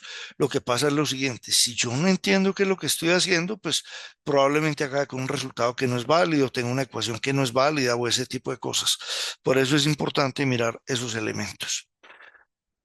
Para cerrar la presentación, quiero mostrarles rápidamente cuál es la idea, la lógica que tiene el QAOA, que es un algoritmo de optimización cuántica aproximado, ¿no es cierto? Que es un algoritmo que de alguna manera no, conceptualmente está basado en el mismo concepto del quantum annealing. ¿Cuál es la diferencia? Que en el quantum annealing yo tengo una máquina en que la configuración es determinar esa estructura magnética para que cuando evolucione y llegue al cero, entonces obtenga el resultado. En cambio que aquí es mediante la aplicación de compuertas, ¿sí? Y entonces ese método fue propuesto en el 2014 por Fari, Goldstone y Goodman. Está basado en compuertas cuánticas. Eh, Hacemos lo mismo, la función se mapea a un hamiltoniano y encuentra la solución mediante un proceso iterativo que busca optimizar dos parámetros, el gamma y el beta, que son los que optimizan el valor esperado del hamiltoniano. De la función objetivo estamos en el mismo caso anterior, qué pena, y tengo dos errores en este slide. En uno de ellos me falta el 0 y el 1 van entre corcheticos.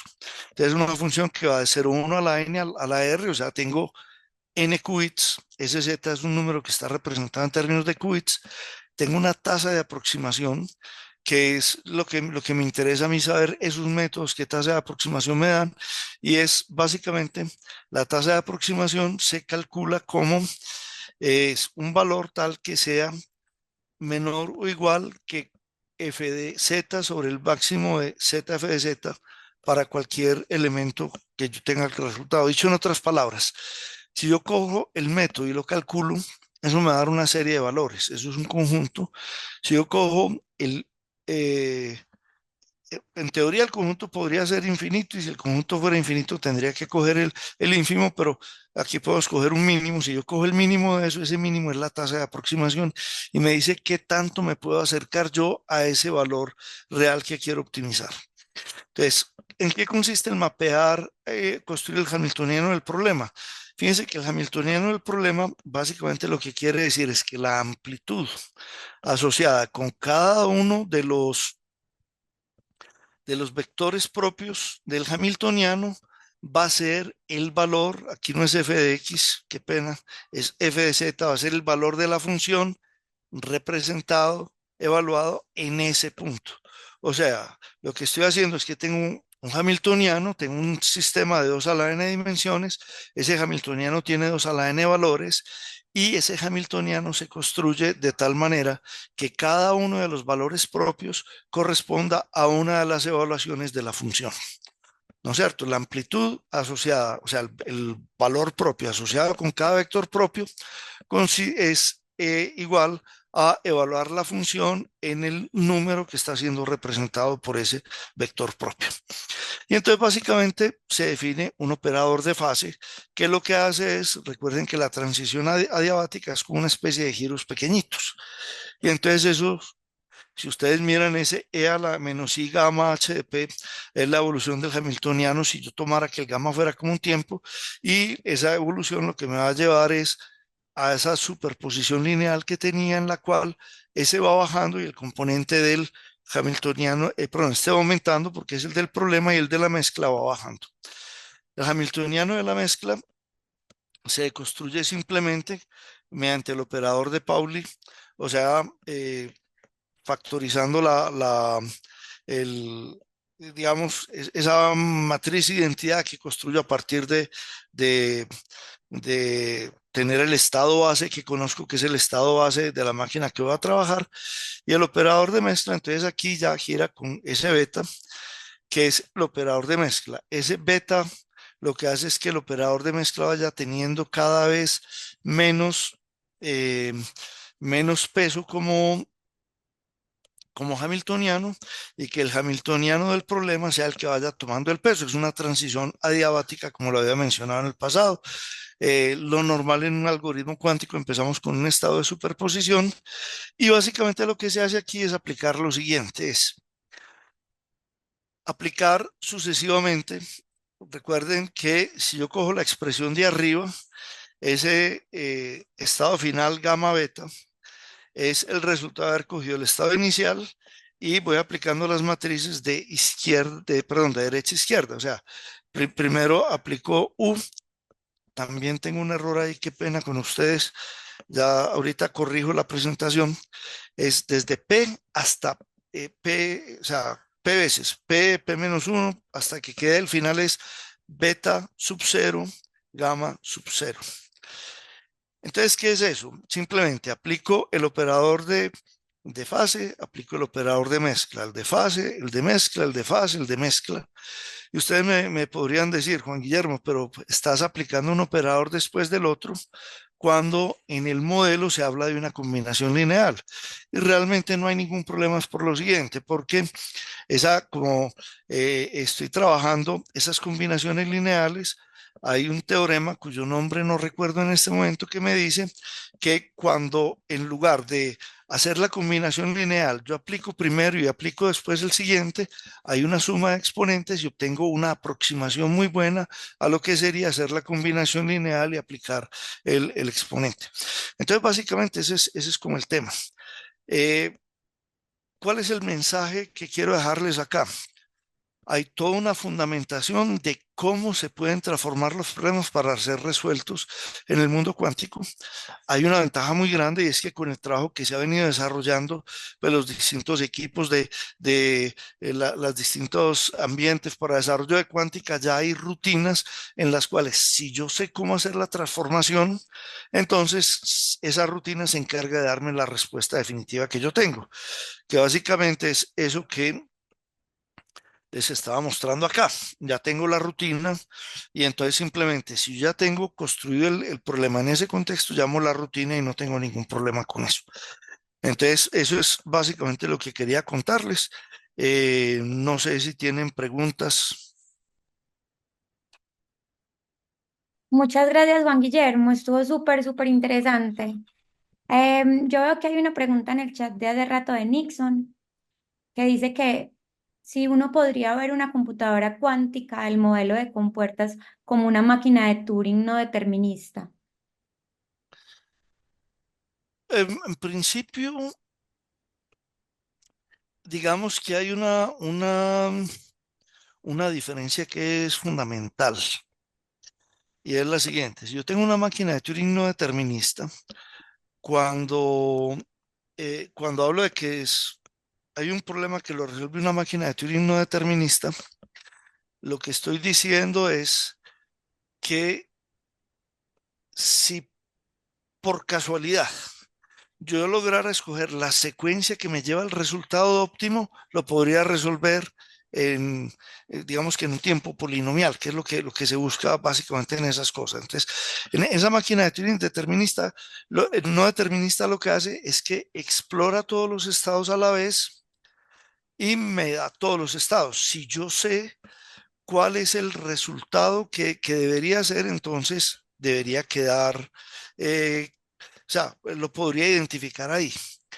En la computación cuántica hay un fenómeno que es diferente y es el siguiente, y es que en en un algoritmo cuántico yo lo que trato de hacer siempre es alterar las amplitudes de tal manera que la amplitud asociada, hay dos posibilidades. Una, si yo mido en la base computacional normal, es para el estado y el estado me dice cuál es la respuesta a lo que yo necesito.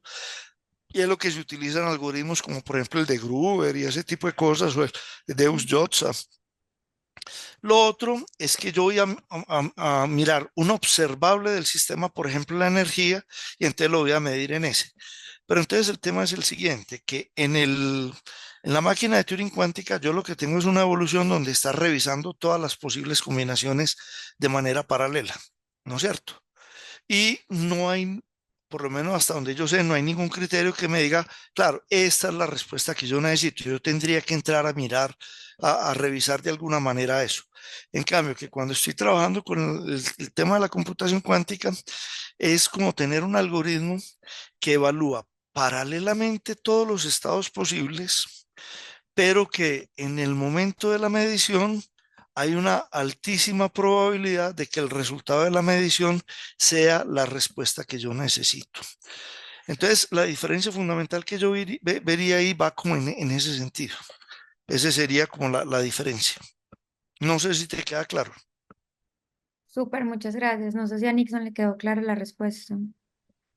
Pero mientras tanto, que sí, que muchas gracias. Cristian Márquez tiene un par de preguntas. Cristian, dale, puedes preguntar. Vale, tenía dos preguntas que las tengo escritas en el computador y estoy en el iPad, entonces no me queda difícil pasarlas. Dale tranquilo. Vale, entonces lo primero tenía que ver con lo que hablabas al principio de los sistemas cerrados, que los fenómenos cuánticos tenían sentido a la hora de trabajar en sistemas cerrados. Entonces, estaba pensando en algo relacionado con la interpretación de esto, que cuando yo pasaba a fenómenos que conocemos como clásicos, que si eso podría estar relacionado con abrir el sistema.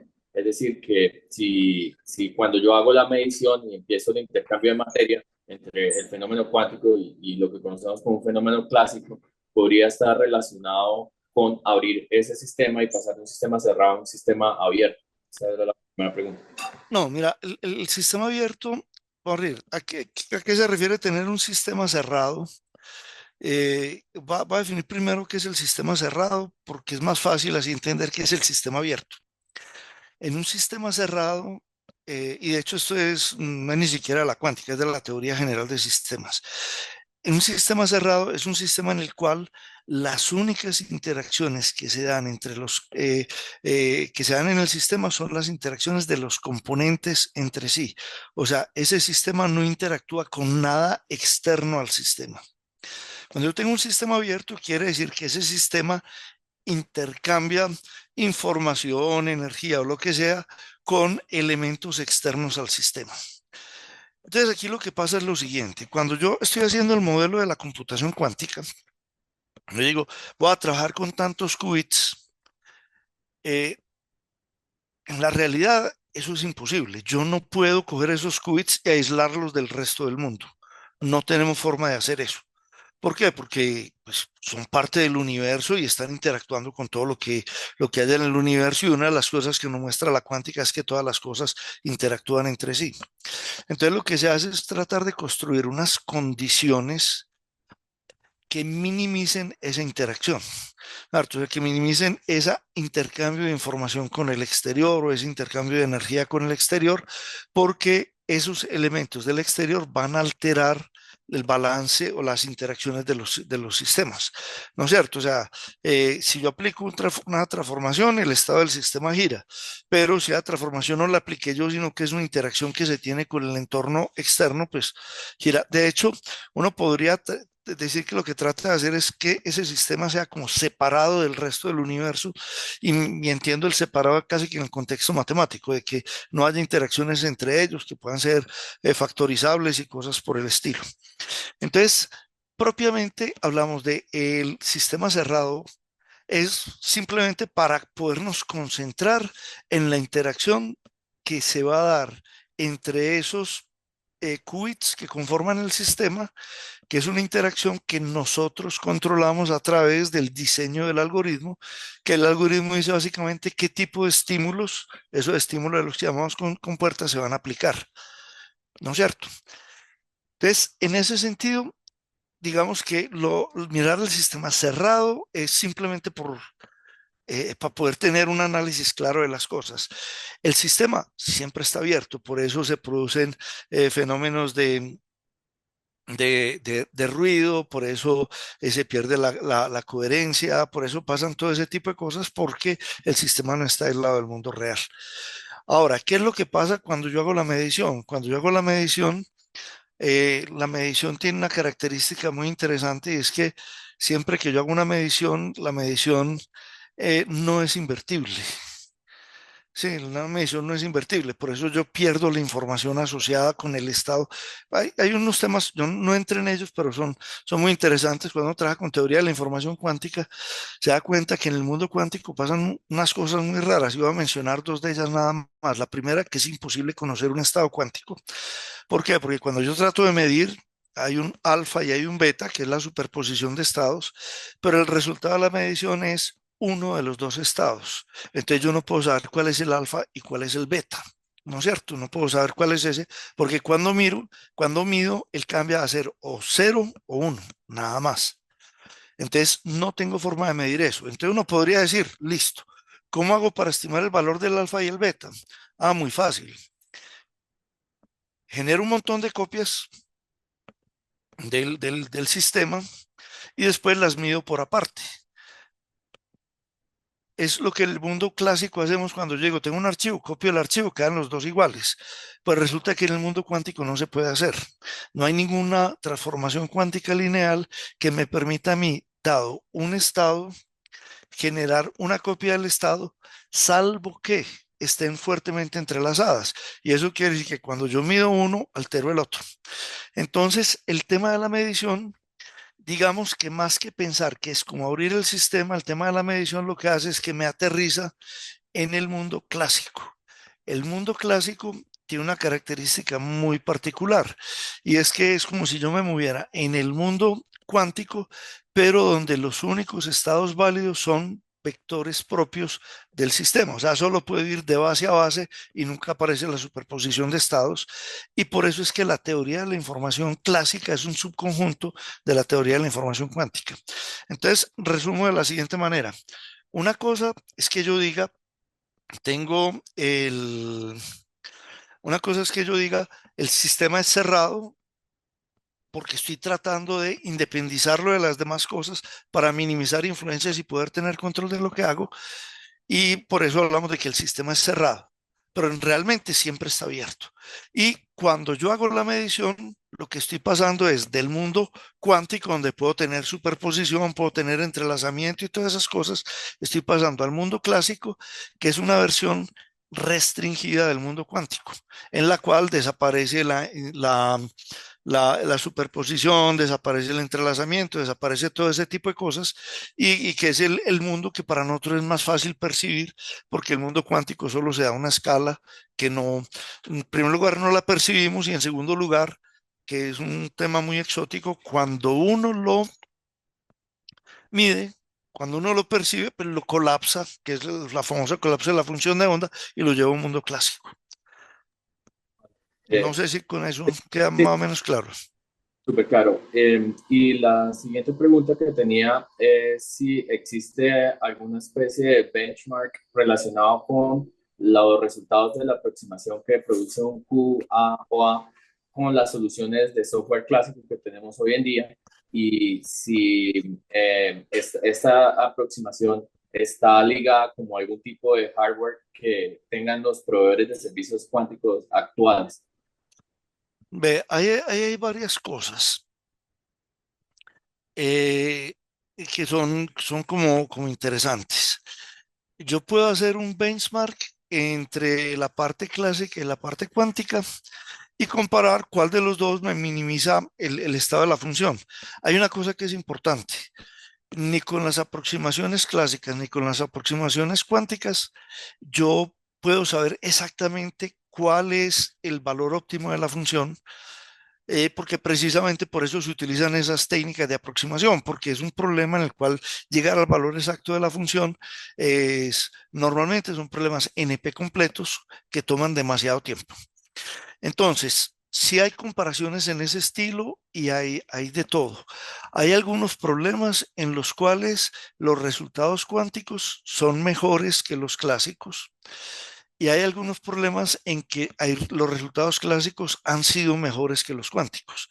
En esa parte de annealing, digamos que hay dos cosas. Recuerden que yo les decía, hay máquinas que son de propósito específico para hacer el quantum annealing, que es básicamente las máquinas que tiene la gente de D-Wave. Y por otro lado están las máquinas que tienen, que son universales, que trabajan con compuertas. En ese método de QAUA, eh, ¿qué es lo que pasa?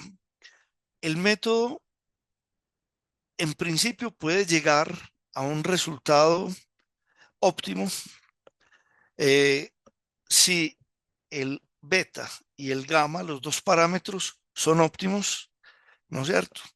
Y de hecho, leía en estos días que hay demostraciones que muestran que, si ustedes recuerdan, había una serie de multiplicaciones, o sea, aplique el operador beta, el operador de fácil, de mezclas, de fácil, de mezclas, de fácil, de mezcla, se aplica P veces que si eso se hace, si P tiende a infinito, eso daría siempre la respuesta exacta para cualquier problema de esos. Pero obviamente no lo podemos hacer infinitas veces. Y de hecho hay una cosa que es bien particular. En lo que he encontrado, normalmente no se trabaja con P's grandes. En muchos casos simplemente se utiliza un P. Y lo que se hace es que, pero se utiliza P igual a 1. Entonces, en muchos casos lo que se hace es, se aplica, se evalúa el valor esperado, ¿no es cierto? Se utiliza un optimizador clásico para ajustar los parámetros de beta y de gamma y se vuelve y se aplica. Entonces son algoritmos que son híbridos, en el cual yo lo que estoy tratando de hacer es de afinar el valor de beta y gamma que me den el mejor resultado posible. ¿No es cierto? Entonces, eso sería como la situación. Yo estoy hablando con Daniel precisamente porque Daniel estuvo ahora en el Quantum Week, creo que fue la semana pasada o hace 15 días, y me decía que estuvieron hablando de ese tipo de temas y que había problemas en los cuales pues, los algoritmos cuánticos no necesariamente funcionaban mejor que los clásicos. Y eso es parte de las cosas y yo creo que es una de las realidades con las que tenemos que vivir. Nosotros hicimos con Alejandro y con Daniel un trabajito de construir un sumador lógico utilizando compuertas de Toffoli y eso, hacerlo cuántico.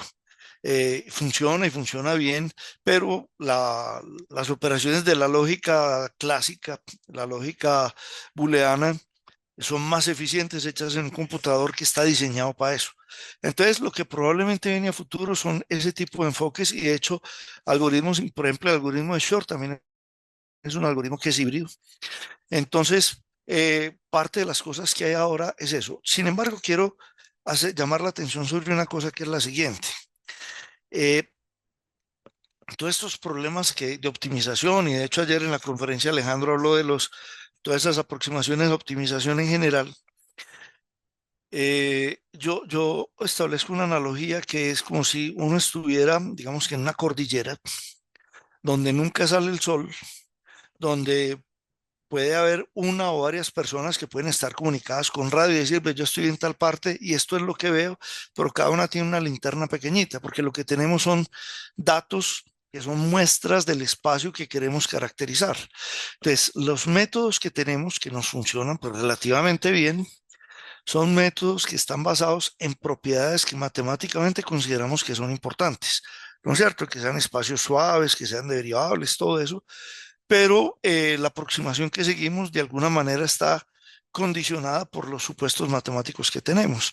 Entonces, yo lo que te puedo decir ahí es que yo creo que eh, hay muchas posibilidades para la parte cuántica, sobre todo por el hecho de la superposición de estados y en la medida en que logremos avanzar en la tecnología, disminuir los niveles de ruido y todo eso, pues, se van a poder tener resultados interesantes. Pero parte de las preguntas que vamos a tener que estarnos haciendo permanentemente es, ¿en este enfoque sirve más el enfoque cuántico o el enfoque clásico? Sería como la respuesta para eso. Bueno, Juan, muchísimas gracias. Em, Estuvo genial la charla, y te agradecemos por participar. Em, Como siempre, pues un placer. No, Dani, muchas gracias por la invitación y quiero invitarlos a todos a que se metan en este mundo. Eh, si de pronto quedaron con la impresión de que es muy complicado, no se preocupen. En la medida en que se metan, las cosas se van aclarando, no desde el punto de vista físico, eso sí lo tengo claro, pero desde el punto de vista matemático y cómo funcionan los algoritmos, eso se va aclarando sin ningún problema. Es cuestión de animarse y empezar a experimentar y a trabajar. Perfectísimo. Bueno, muchas gracias. Y a todos nos vemos en la sesión de la tarde. Y ya empezamos con las charlas de los estudiantes, así que vamos a ver qué estamos haciendo todos, ¿cierto? La idea es, como dice Juan, extender la invitación a todos a participar en computación cuántica y nada, contribuir desde todos los niveles. Juan, muchas gracias y a todos muchas gracias por asistir. Nos vemos entonces en la sesión de la tarde. Listo. Hasta luego y que estén muy bien. Hasta luego.